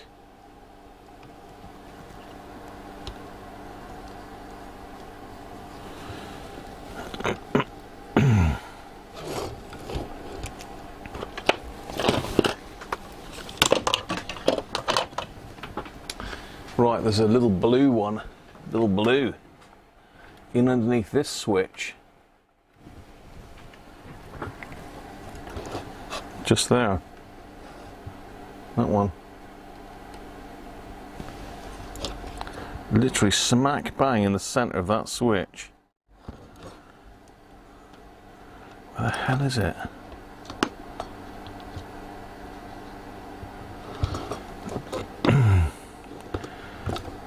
Again, it's going to be using the solder wick to get rid of the worst of the so again, this is a big lumpy thing of solder wick. If you use a lot of it, it's worth getting one of these bulk reels. And again, there is a link in my description for that, off of Amazon. If anybody wants to buy it, it's a lot cheaper to buy it like this than it is to buy loads of those little tiny ones. Surprising how quick they disappear. Like these are your normal size ones. That's your normal size. This is the bulk one. So quite a difference. This is Chemwick rosin. Yeah, there's a lot on there. Does it say how long it is? 100 foot in there, 30 meters. Look, 30 meters. This has probably got. Yes, this is five foot on these. That's 5 foot. That's 100 foot. So it may seem expensive, but you know, if you think what these little ones here are each, it's very surprising. It's not going to focus now, is it? Come on, focus. Yeah, there you go. Yes, there's 5 foot in those. Look.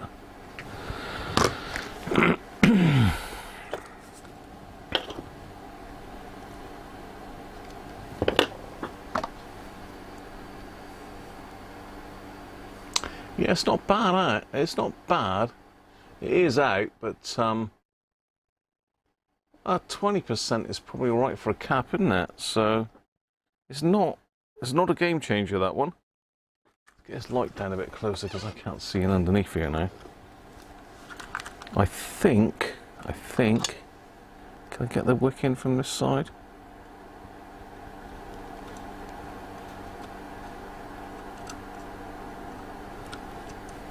No.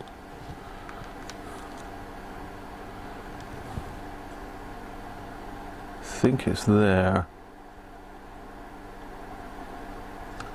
I think that's it.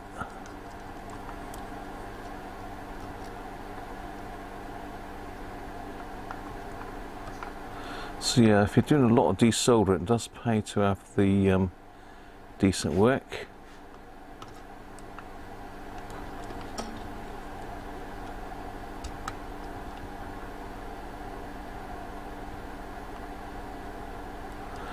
Cheap wick, waste of time. Excuse me. Is that it? I've got one leg. Yes, I think I have got both legs.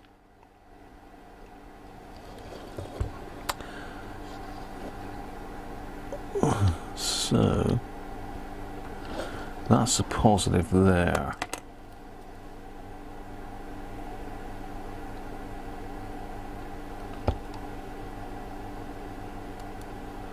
Tell you what, it doesn't like drawing on this board for some reason. That's definitely it. I've just got to be careful I don't lift the track there. I'm going to have to heat it and pull to get the rest of that out.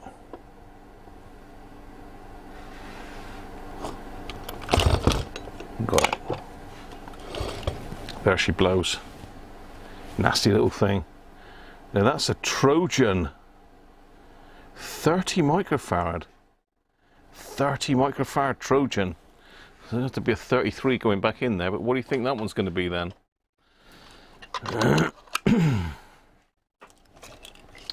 30 microfarad Trojan.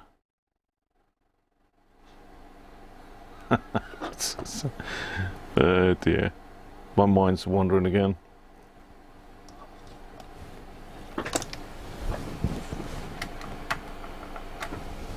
Alright, let me find a 33.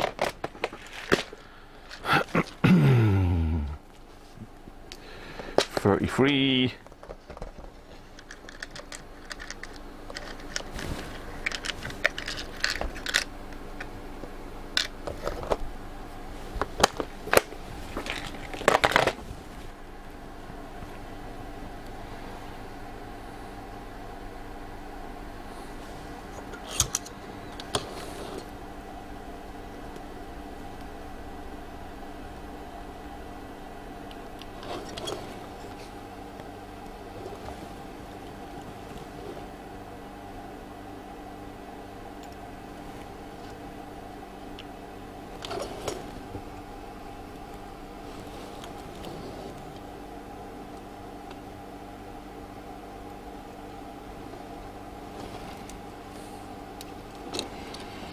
Let's cut the legs off shorter this time. Make life a bit easier for myself.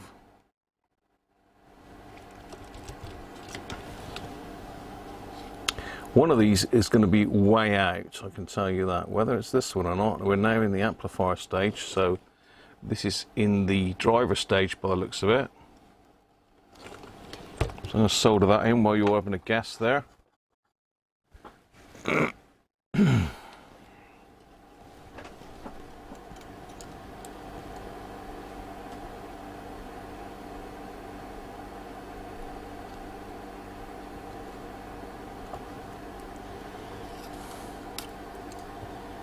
I can't even get the solder in here, you know. That is difficult. Can't get the solder in there. What's going on here? Oh, that's better.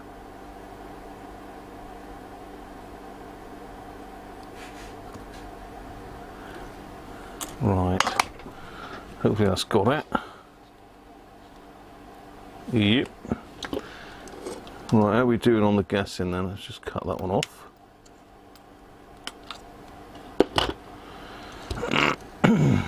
Are we all done? Dave, how you doing, mate?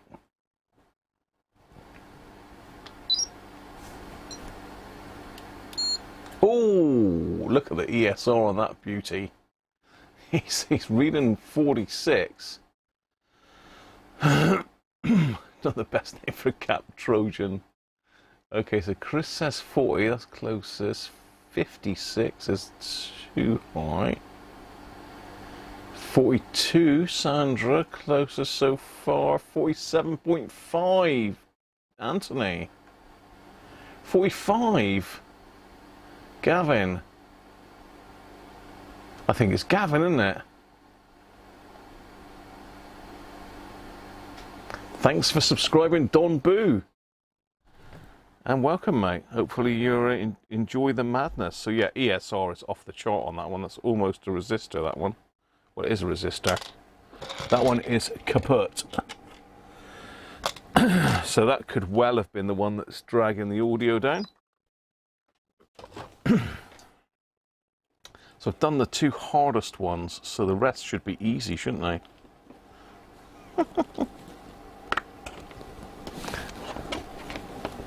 The rest should be easy. I just get a shuffle on here, otherwise we're not going to get this finished up. Right now I think we should be able to use the desoldering tool, and I've had to put a new gun on this week as well. New gun installation, because the old one just collapsed. So it's another thing I've got to buy now.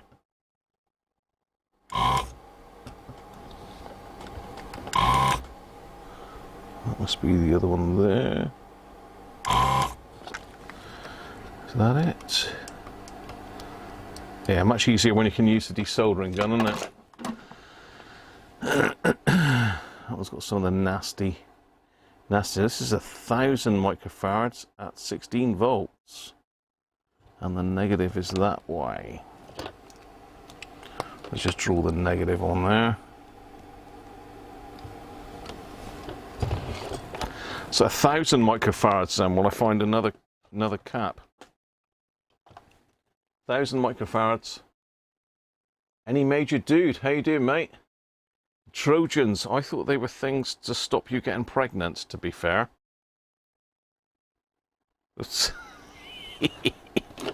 But you know, that's just my mind.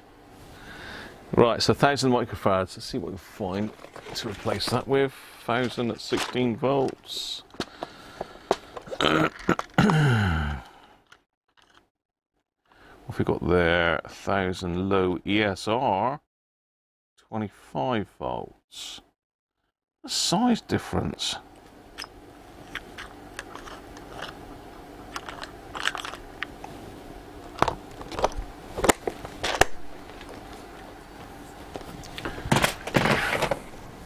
Let's pop that one in then while you're having a guess at the 1,000.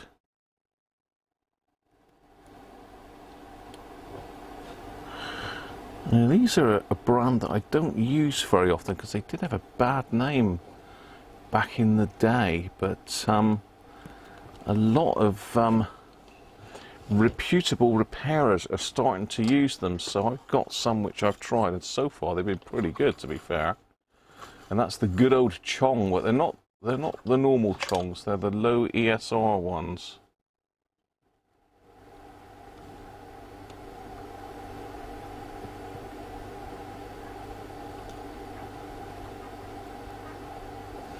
Says that Maddie's going for a walk.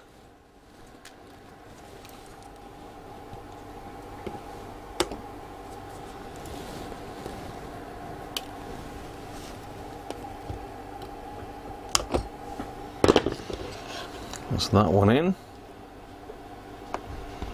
Right, let's push the button.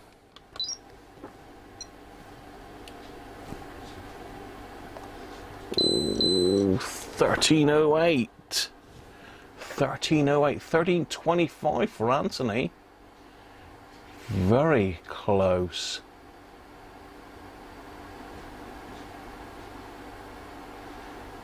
A couple on eBay for £23 complete. What's that, Anthony?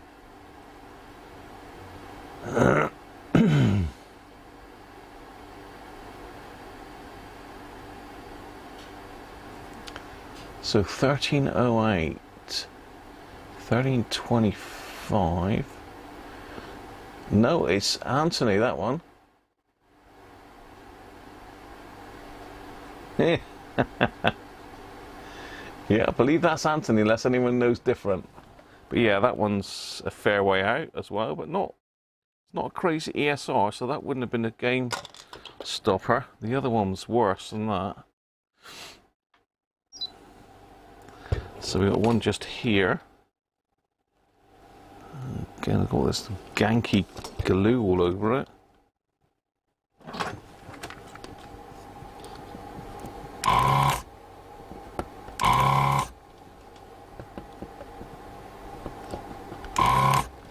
tell you what, a new nozzle on the gun makes a lot of difference. Oh, desoldering guns. I don't think they're that expensive on CPC, Anthony, are they? That's our negative there. So what have we got here? We have got a 470 at 10 volts. 470 at 10 then, next. Not looking very healthy on the side, it's got that glue all over it. 470 at 10. And that was in there, wasn't it?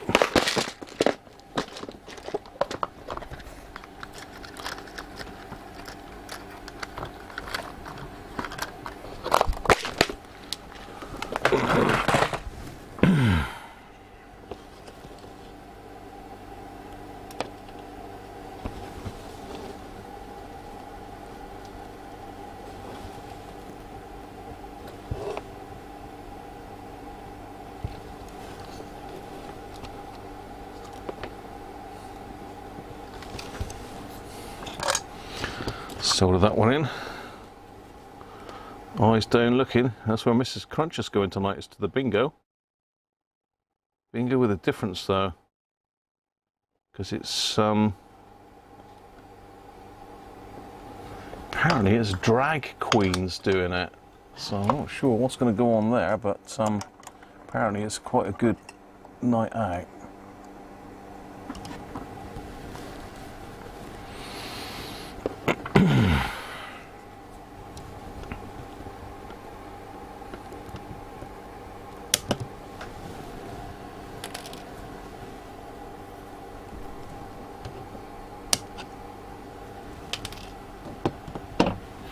Right, 470 then. Let's do it. Push a button. Ooh, 707. That's a big one. 707. Who's the highest then? 576. Dave Rose. 580. Thomas. Yes, Joe, apparently it's Masquerades, I believe it's called. That's you, Thomas, I think, 580, unless anyone can see any higher than 580, but that one's way out. That is had it. Again, that's right in the output stage, that one.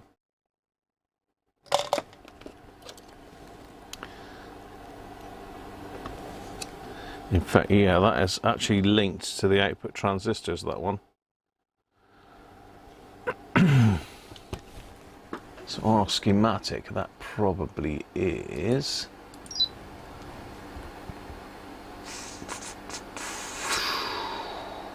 C58 potentially, I would think.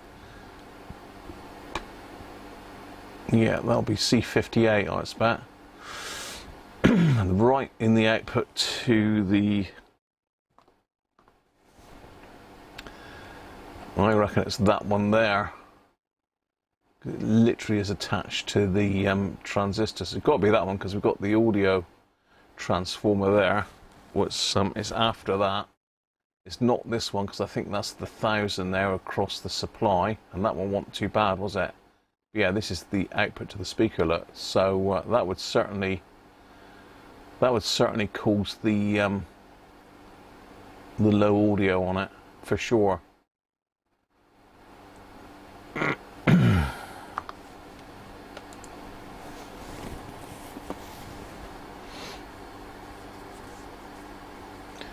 Catch you soon, Sandra. You would skip that drag queen bingo. Yeah, I totally agree with you. Not my thing, Thomas, but you know, apparently it's a great laugh. They're really, really good, apparently. Wouldn't make any real difference there, Benji. So you think it that one wouldn't affect the volume? The ones that would affect it the most are the ones by the volume pot, wherever that jumps in here.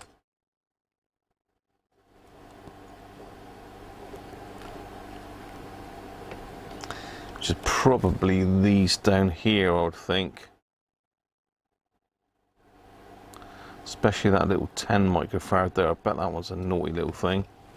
Again, that one's underneath. Both of these two are underneath the switches as well.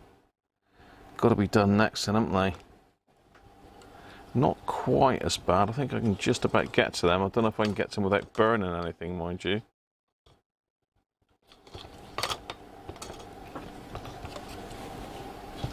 Let's try this one first. What the hell is that? Is that in there? I'll just heat this up and see.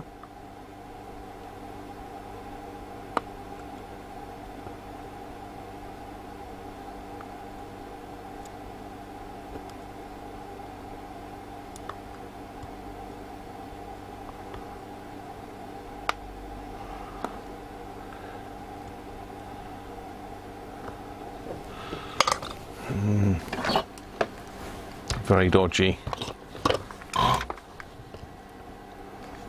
Let me see, where was I?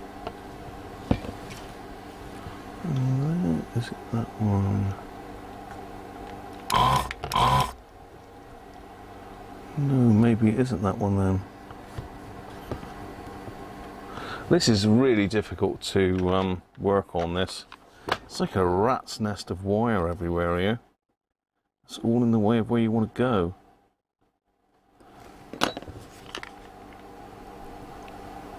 Is it that one then, I wonder?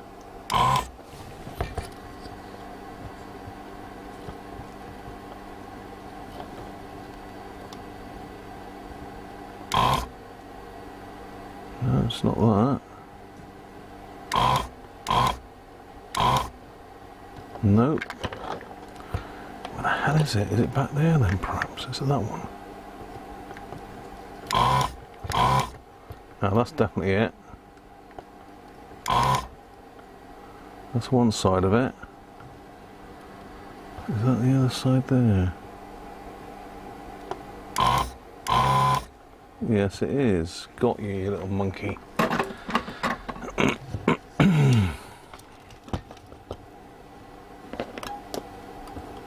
I heard the twang of dial cord there. So negative is that one.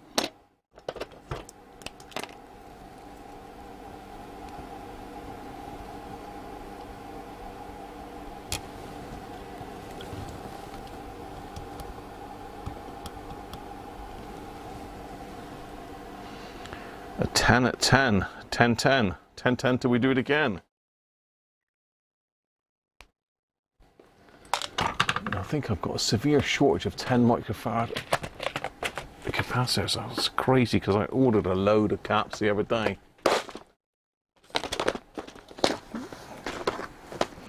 I've got some 10 at 16s.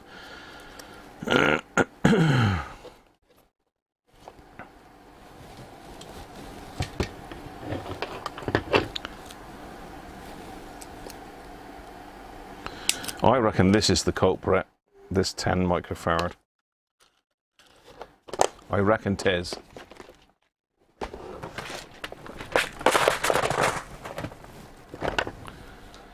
So, where is it? Where's it gone? Huh. I didn't chuck it in there, did I? I did. We need that. We need to see what it is.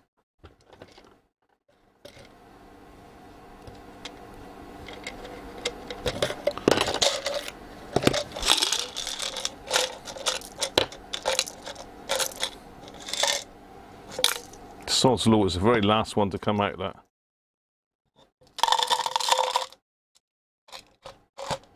Right, 10 at 16, eyes down looking.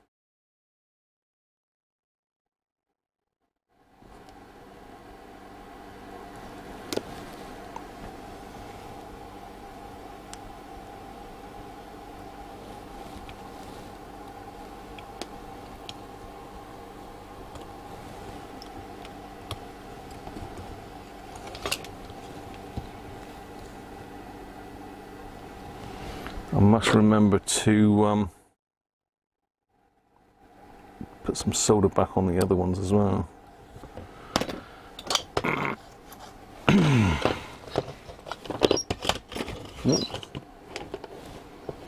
everything caught up with everything here now at the moment. The capacitor bingo's interfering with the soldering. Right, let's make sure I resolder these other ones a minute first. Oh, mind you saying that, I bet that's... oh no, that's over that way more.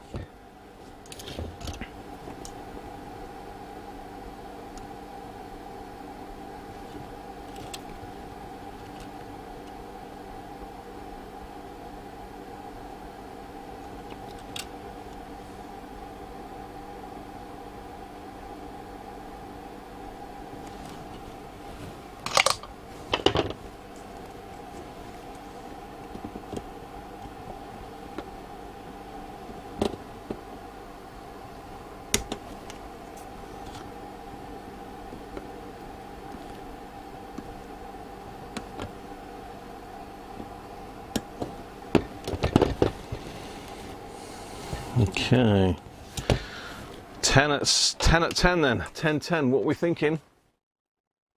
Who's it going to be?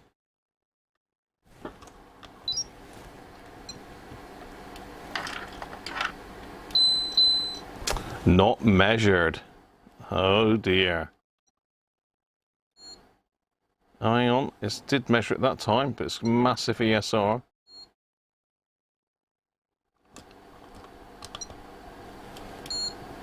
Yeah, 14 microfarads, but the ESR is 5.7, so another knackered cap. So U was 14.4. I'm going to sneeze. Oh dear. I just saved your ear, Sam.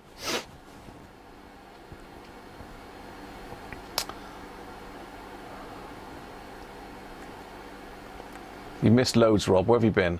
Martin, how you doing, mate? Thanks.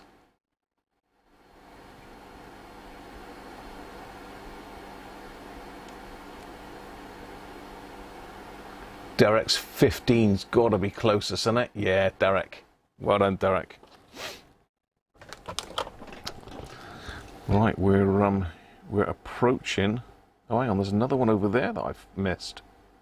Random. I'm just trying to do the hardest ones first, and then see we've got a load of them underneath this wire in here again. No. Okay, this is going to be fun.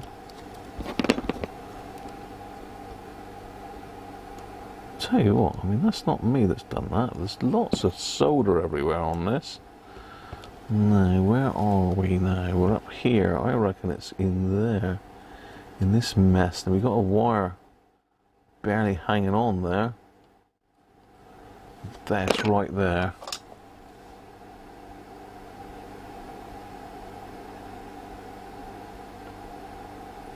Yep, that's one side of it there, for sure. That's the other side of it, right. It looks like this cap's been out before. Someone's been in here. It's badly soldered, and there's lots of burning about.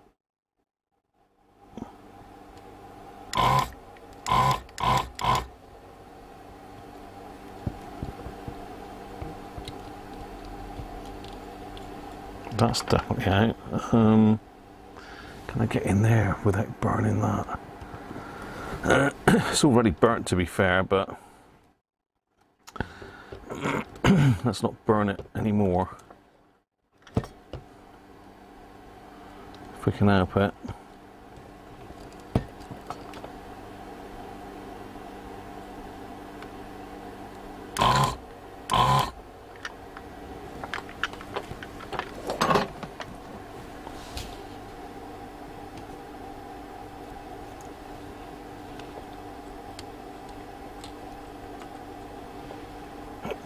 Right, he's loose. Yeah, I think that one's been changed before because it looks totally different, that cap, to all the rest of them. It looks a lot newer. And there is burning in that area. That's a negative there.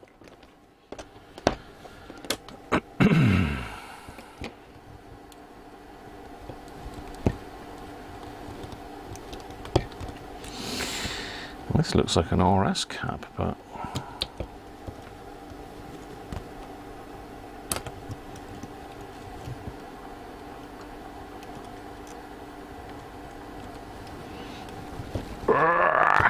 come out, you little swine. Well, that's a 220 at 10 volt there. Yeah, that one's been leaking.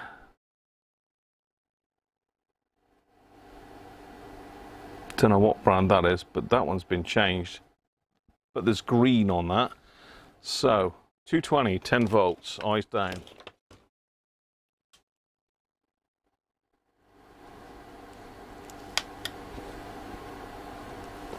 Again, we're in the output stage near the volume pot now. Apologies for my voice, people, but you know how it is.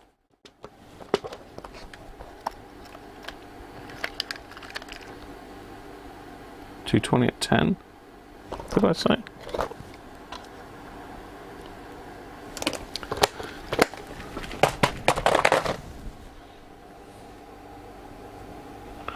What's going on here? Rubicon. Whoa, we're spoiling it. We're spoiling the radio.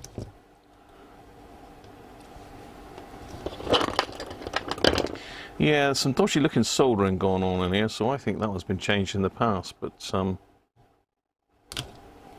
definitely not looking too healthy.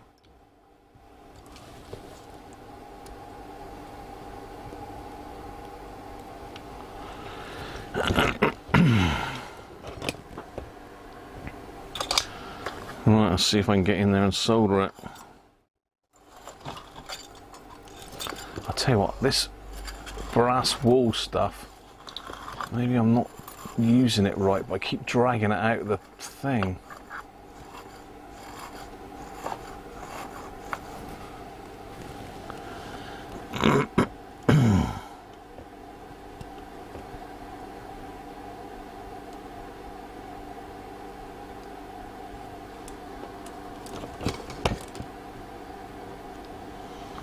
I'm going to have to redo that dodgy wire there.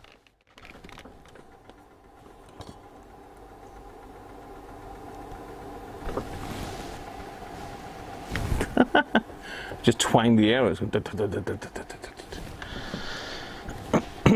So I've lost the tweezers again. There's something's beaming tweezers up here. That's 2 pairs I've lost now. I certainly haven't put them back.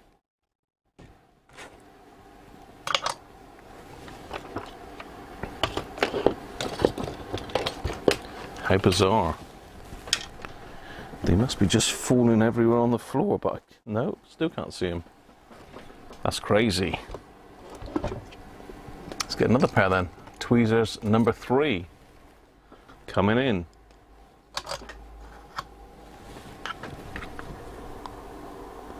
So yeah, there's a bit of a dodgy situation with the wiring underneath here. It doesn't look to be soldered very well at all. In fact, it might even be bridging. I just can't, it's so difficult to get in here.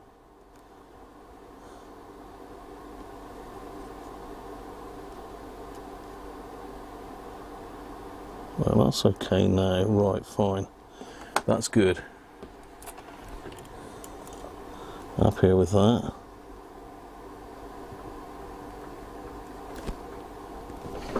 There. Done.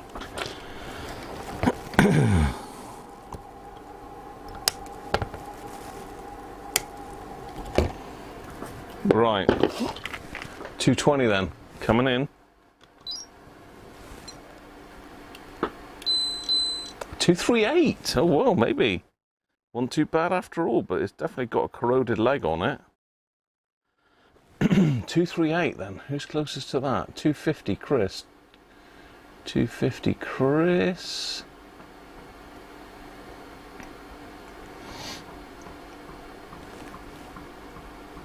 Any lower than 250? 245, Derek. 234, Joe. Reassembly. Bigfoot took him. You've seen his tracks. Any major dude. I like the name, mate. I like the name. So yeah, that one, although it's really crusty, I mean, you probably can't see it. Let me zoom you in as far as I can. Just show you what that one actually looks like. If it'll So yeah, it's really, I don't know if you can see that on the screen, but it's really green on that leg there. Maybe it's just the flux they've used has corroded the leg, but not good. I don't expect that would take a lot to break off that leg. Let's give it a little wiggle. Yeah, does feel weakened there. Yeah. That has been changed at some stage anyway. How are we doing now then? We can't have many more to do. That's all of them. We've got one there. That one looks like it's straightforward to get at. Looks like it's in there. Let's do this one next then. Something else on the floor. Excellent.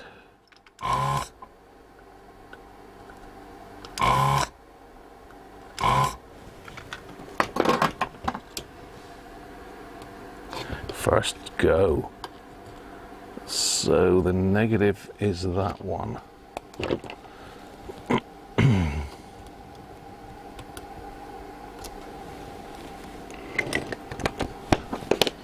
And this one is another 30 at 10 volts.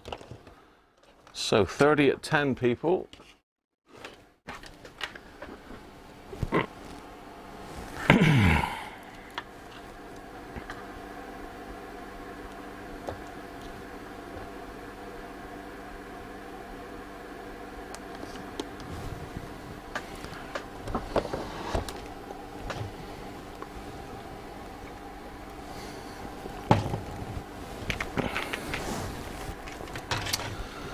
So we want a 33.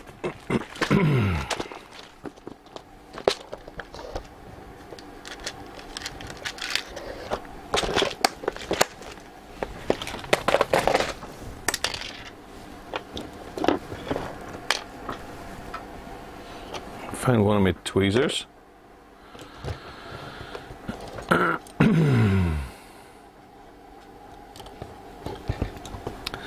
I thought we might have got both of these recapped today, but it's proved to be a bit trickier than I thought.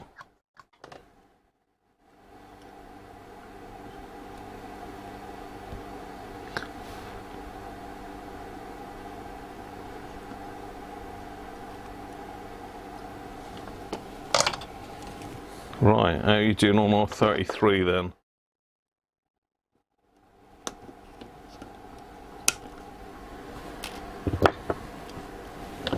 Let's push the button.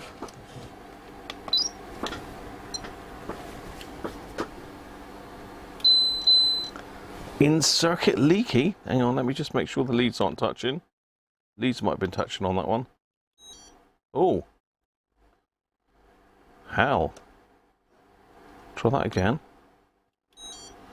That is absolutely shot to pieces, that one. Yeah, just trying to re-clip the lead.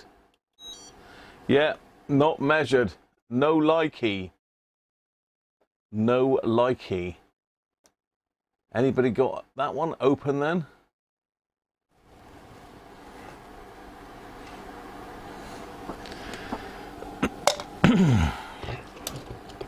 Now where is that one? That is down before. Let's just let's have a look. Let's have a look. Where are we? Where are we? Yeah, it's on the back end of the IF. So that, yeah, that's from the IF into the radio by the looks of it.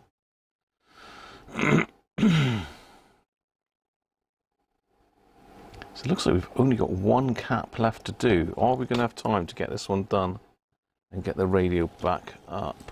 I wonder. Got to be those two there. So we've got a blue wire on that first one.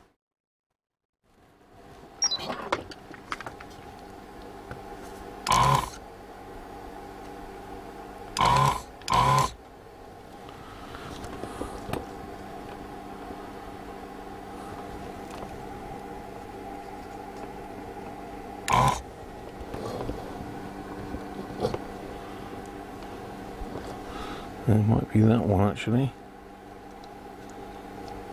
Might be that one and that one. No, I had it right first time.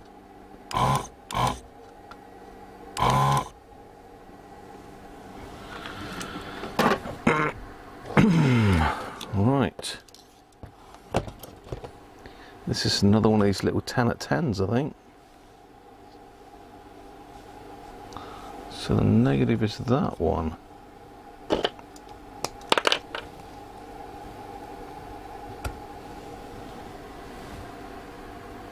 Oh no, 4.7 at 10 this time. 4.7 then. 4.7. That's a little baby one.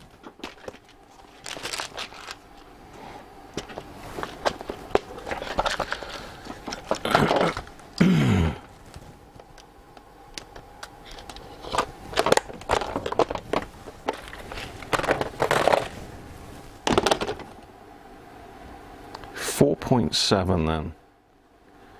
That's your last one for bingo.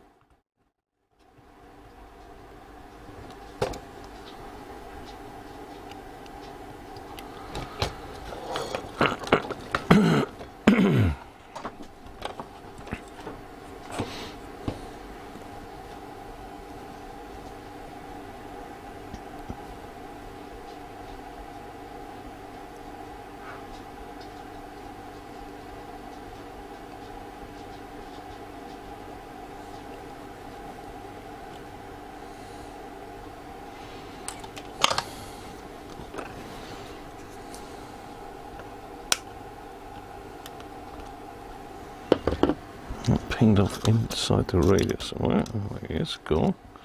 Right. 4.7 at 10. What have we got then?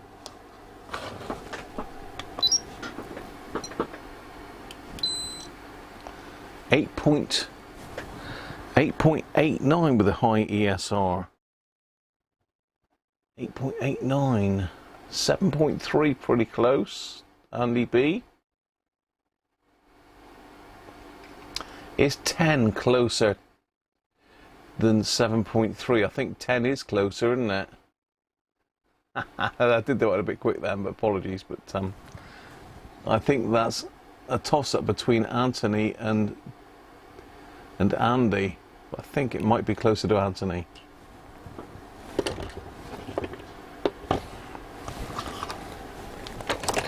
So yeah, quite a few knackered caps there. Right, let's see if we can get this thing reassembled quickly and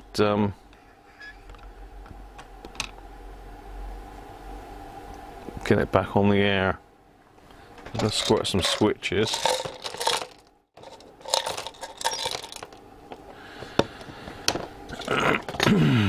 So a lot of knackered caps. Do you want the old caps back, Chris, or not? Can I sling them? Actually, no, I've got to put a bit of tape on that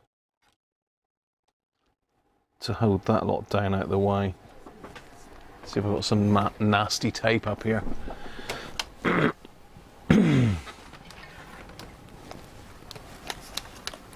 Yes, that's the stuff you want for this.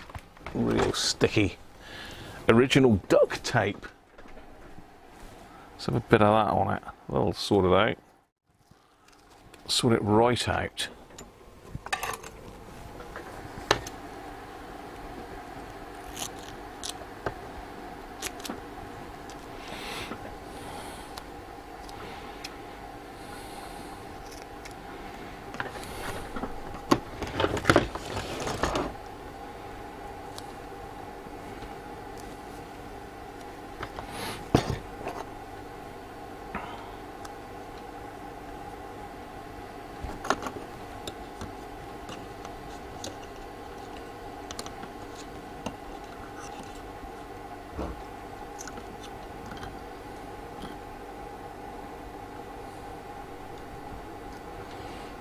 Easier said than done with really sticky tape, isn't it?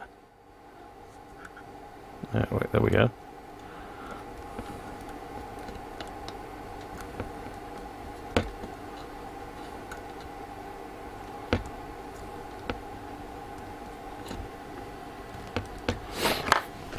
So while we're there, we're going to squirt some stuff in, if I can find it.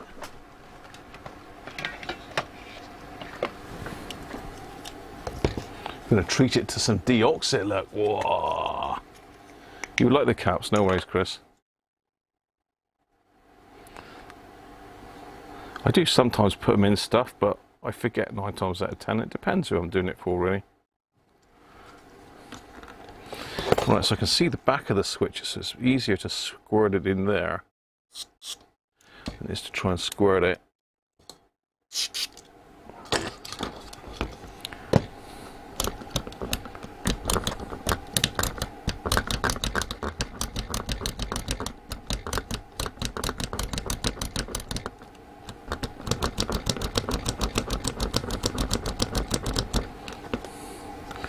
I should just about be able to get a bit of fader loop down in there, I think.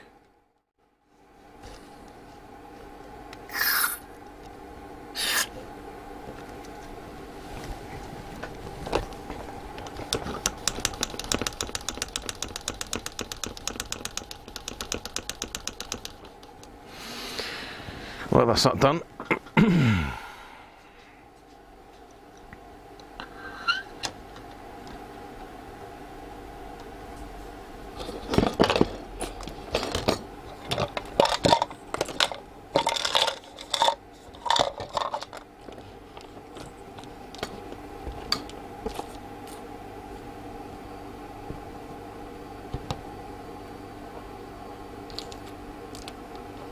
These are little tiny screws.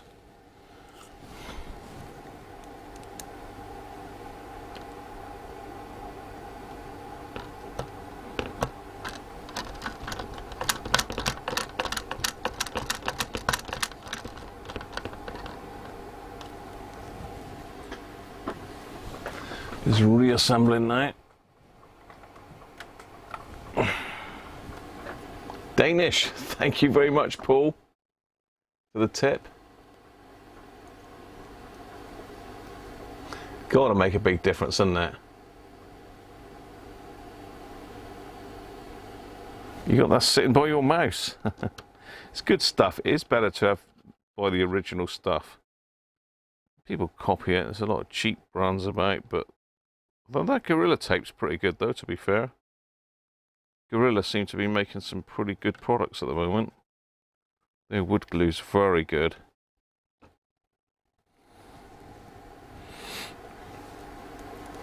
So how are we doing for time? 4 o'clock, so I'm not going to have time to fully assemble this.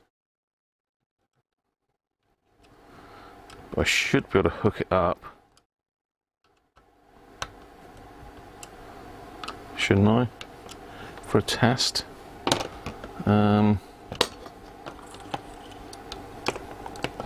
So we don't want the mains cable. Let me have a bit of a tidy up and we're going to hook this up for a test.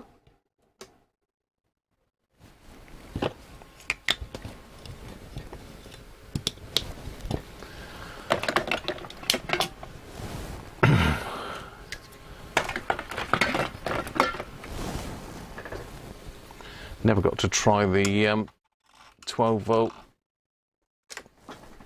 things either, did I?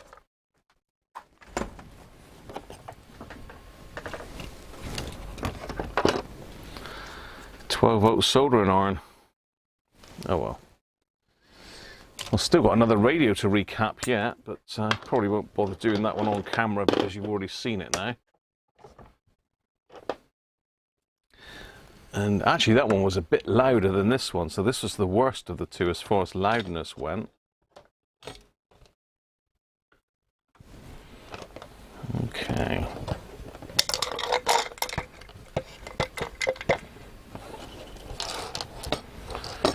Don't need those little sliders for now. Do I need any of those other screws? No, that's the area, so I can clip onto that. There's 2 wires that I taped together, weren't there? Okay, that's the speaker there. And that one, I believe, was a center tap to the speaker, wouldn't it? Right, let's get the case back up.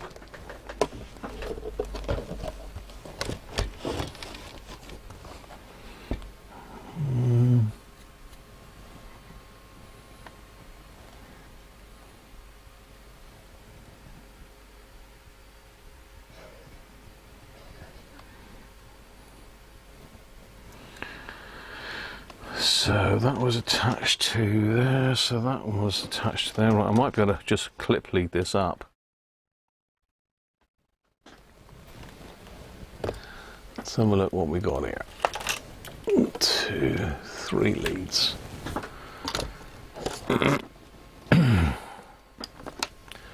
So that one is connected to there.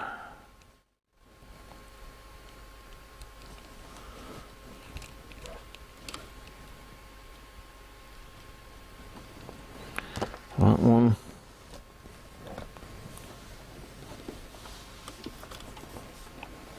Hang on, I'm cracking up here.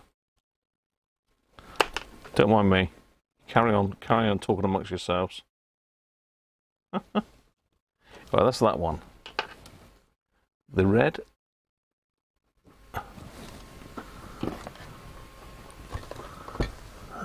Goes to there.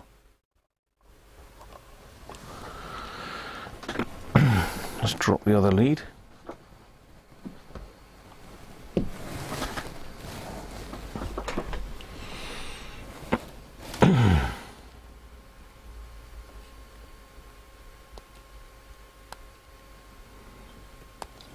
There's not a lot of meat on that one, so let's just strip that back a little bit more.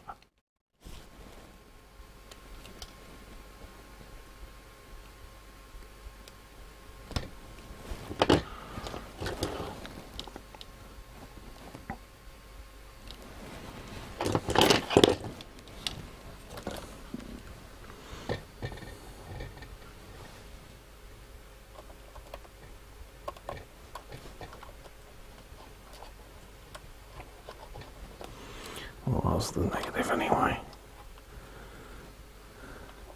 To be fair, that's the positive, so we can bypass that switch altogether. Right. That's that. And a little bit of wire on the... Use that for the aerial.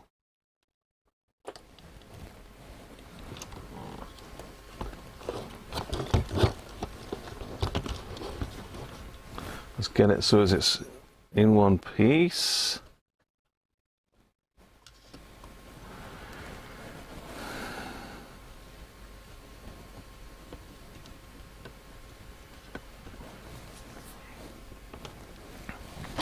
Power supply.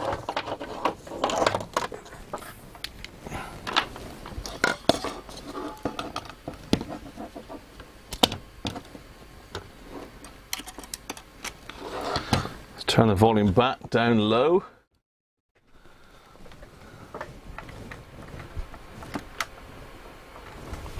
Let's do it. Let's do it.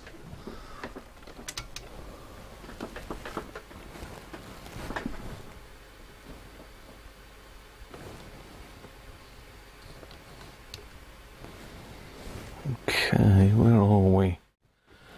What's the switches? So off, DC. FM. Nothing. Why are we getting nothing? Why are we getting nothing? We're drawing current.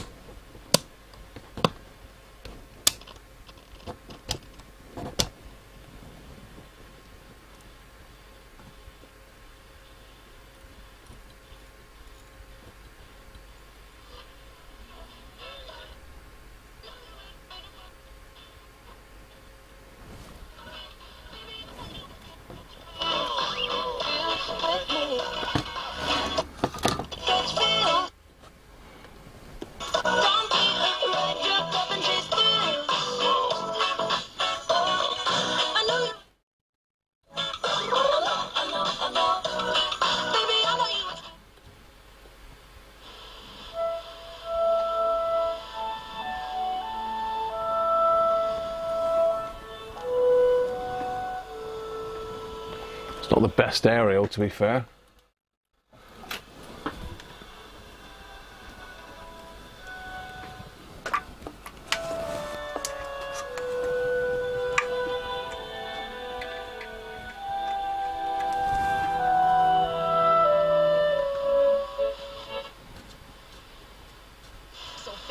For socials with them, and it really takes you back straight away, doesn't it? Yeah, yeah, completely. So when you had to do that.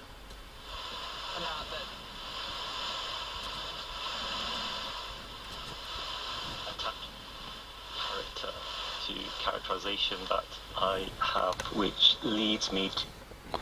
It's not overly loud. Understandable as comprehensible to the reader as they need to be.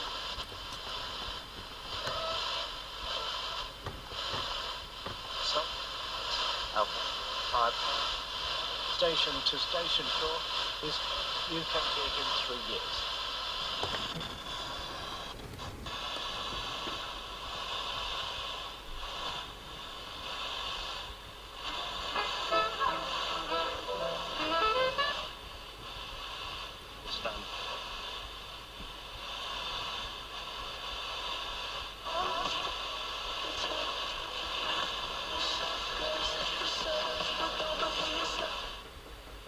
Myself, because I would lie so often. It's like, oh friends, let's go meet up at the park, go and study together. Did we study? No. No. Or it would be, I was thinking I'm going to go sit down for an hour and get a good piece of revision in, and then I'll sit down with all my books, and then I'm like, okay, let me make some popcorn quickly, because I need, obviously, a snack to go with it. Yeah, sure. And then I got my popcorn, cool, sitting there. Oh, wait, I need a drink, because obviously popcorn's going to, you know, choke on it, so I'm going to get a drink. Yeah, it's working. The hour's gone, and I haven't done anything. I know. So it's a lot. It does depend, I think, a lot about how you learn. Airband, we ain't going to get nothing on airband, to be fair.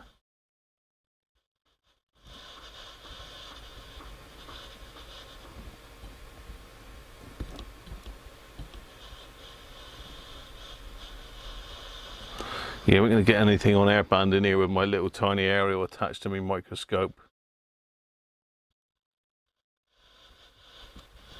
Say that, you never know. What are we on? Oh, we need to be over here more.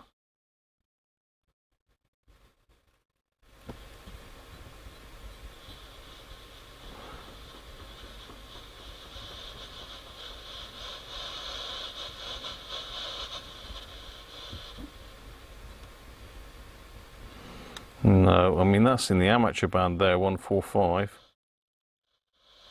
But FM.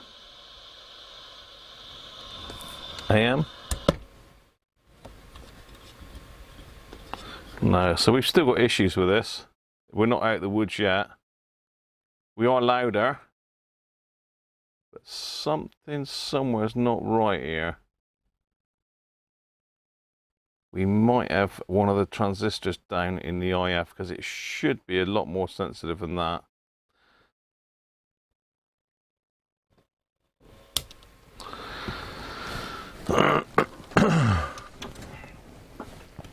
It should be more sensitive. It is louder, but it should be more sensitive than that, in my opinion. So we're going to need to try and go through and align that at some stage. But we got it working. It's back. So let's catch up with the chat because I'm miles behind with you guys. Thank you, Paul. I think I did say thank you for the tip. You don't make any progress. You're not going to, Christoph. That's mental.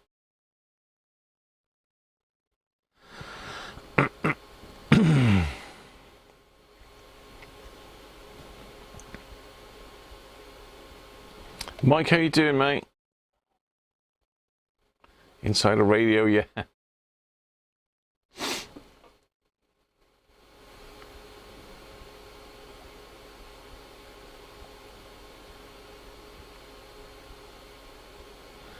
You have your meat on roast.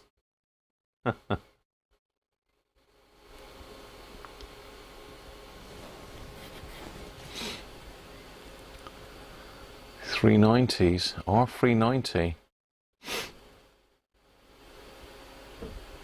Rayco, yeah, some nice stuff.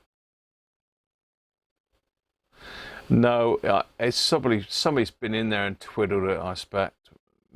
Major dude. I suspect it's been twiddled. So I'm going to have to try and work out what's what off of the schematic somehow.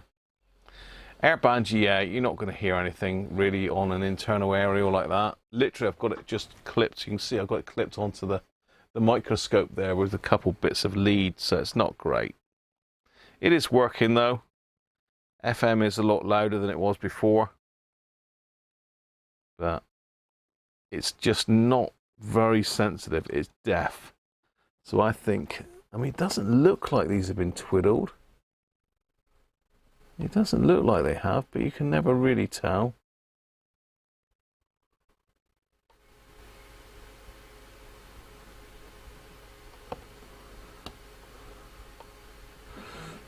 Yeah. Oh well, as I say, it's recapped, but not quite there yet. I expect it's just one of those cans just needs a tweak and it would burst into life. Am I wearing my Diamante slingbacks tonight? Yeah, could be. I'm not going to bingo. Let's just see if I can find it a minute and just show you. I think it's Masquerades.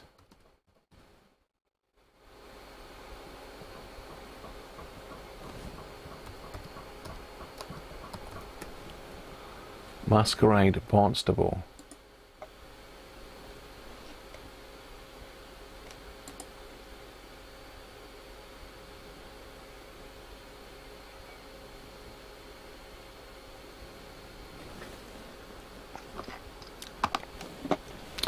I think this is it. Masquerade Barnstable transcends the ordinary.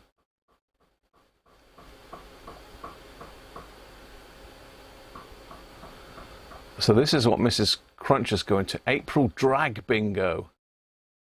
That's today, isn't it? 28th? Yeah. This is what Mrs. Cruncher's going to tonight, look.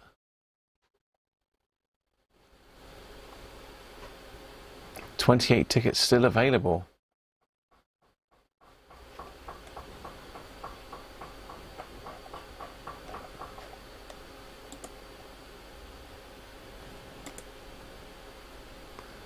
Food and drink.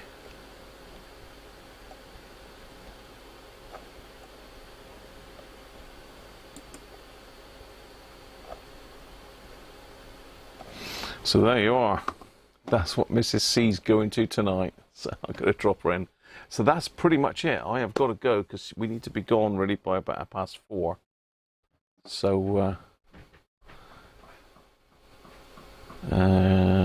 Jim's doing a YouTube video on the 2001D that I did for him. That should sound cracking, that one, Jim. Aaron's off to play Oblivion. I think you probably can. You've got plenty there for the Christmas stream. I think you could probably do all 24 days of it. I think with that lot, Christoph. All right, Tim. Yeah, thanks, mate. Cheers, Russie. Well, thanks everybody. Hope we've enjoyed that today. It's good to be back on, but say still not 100%, but get in there. And have a good one, and I should see you next Sunday, if not before. Bye for now, and thanks to everyone for coming on.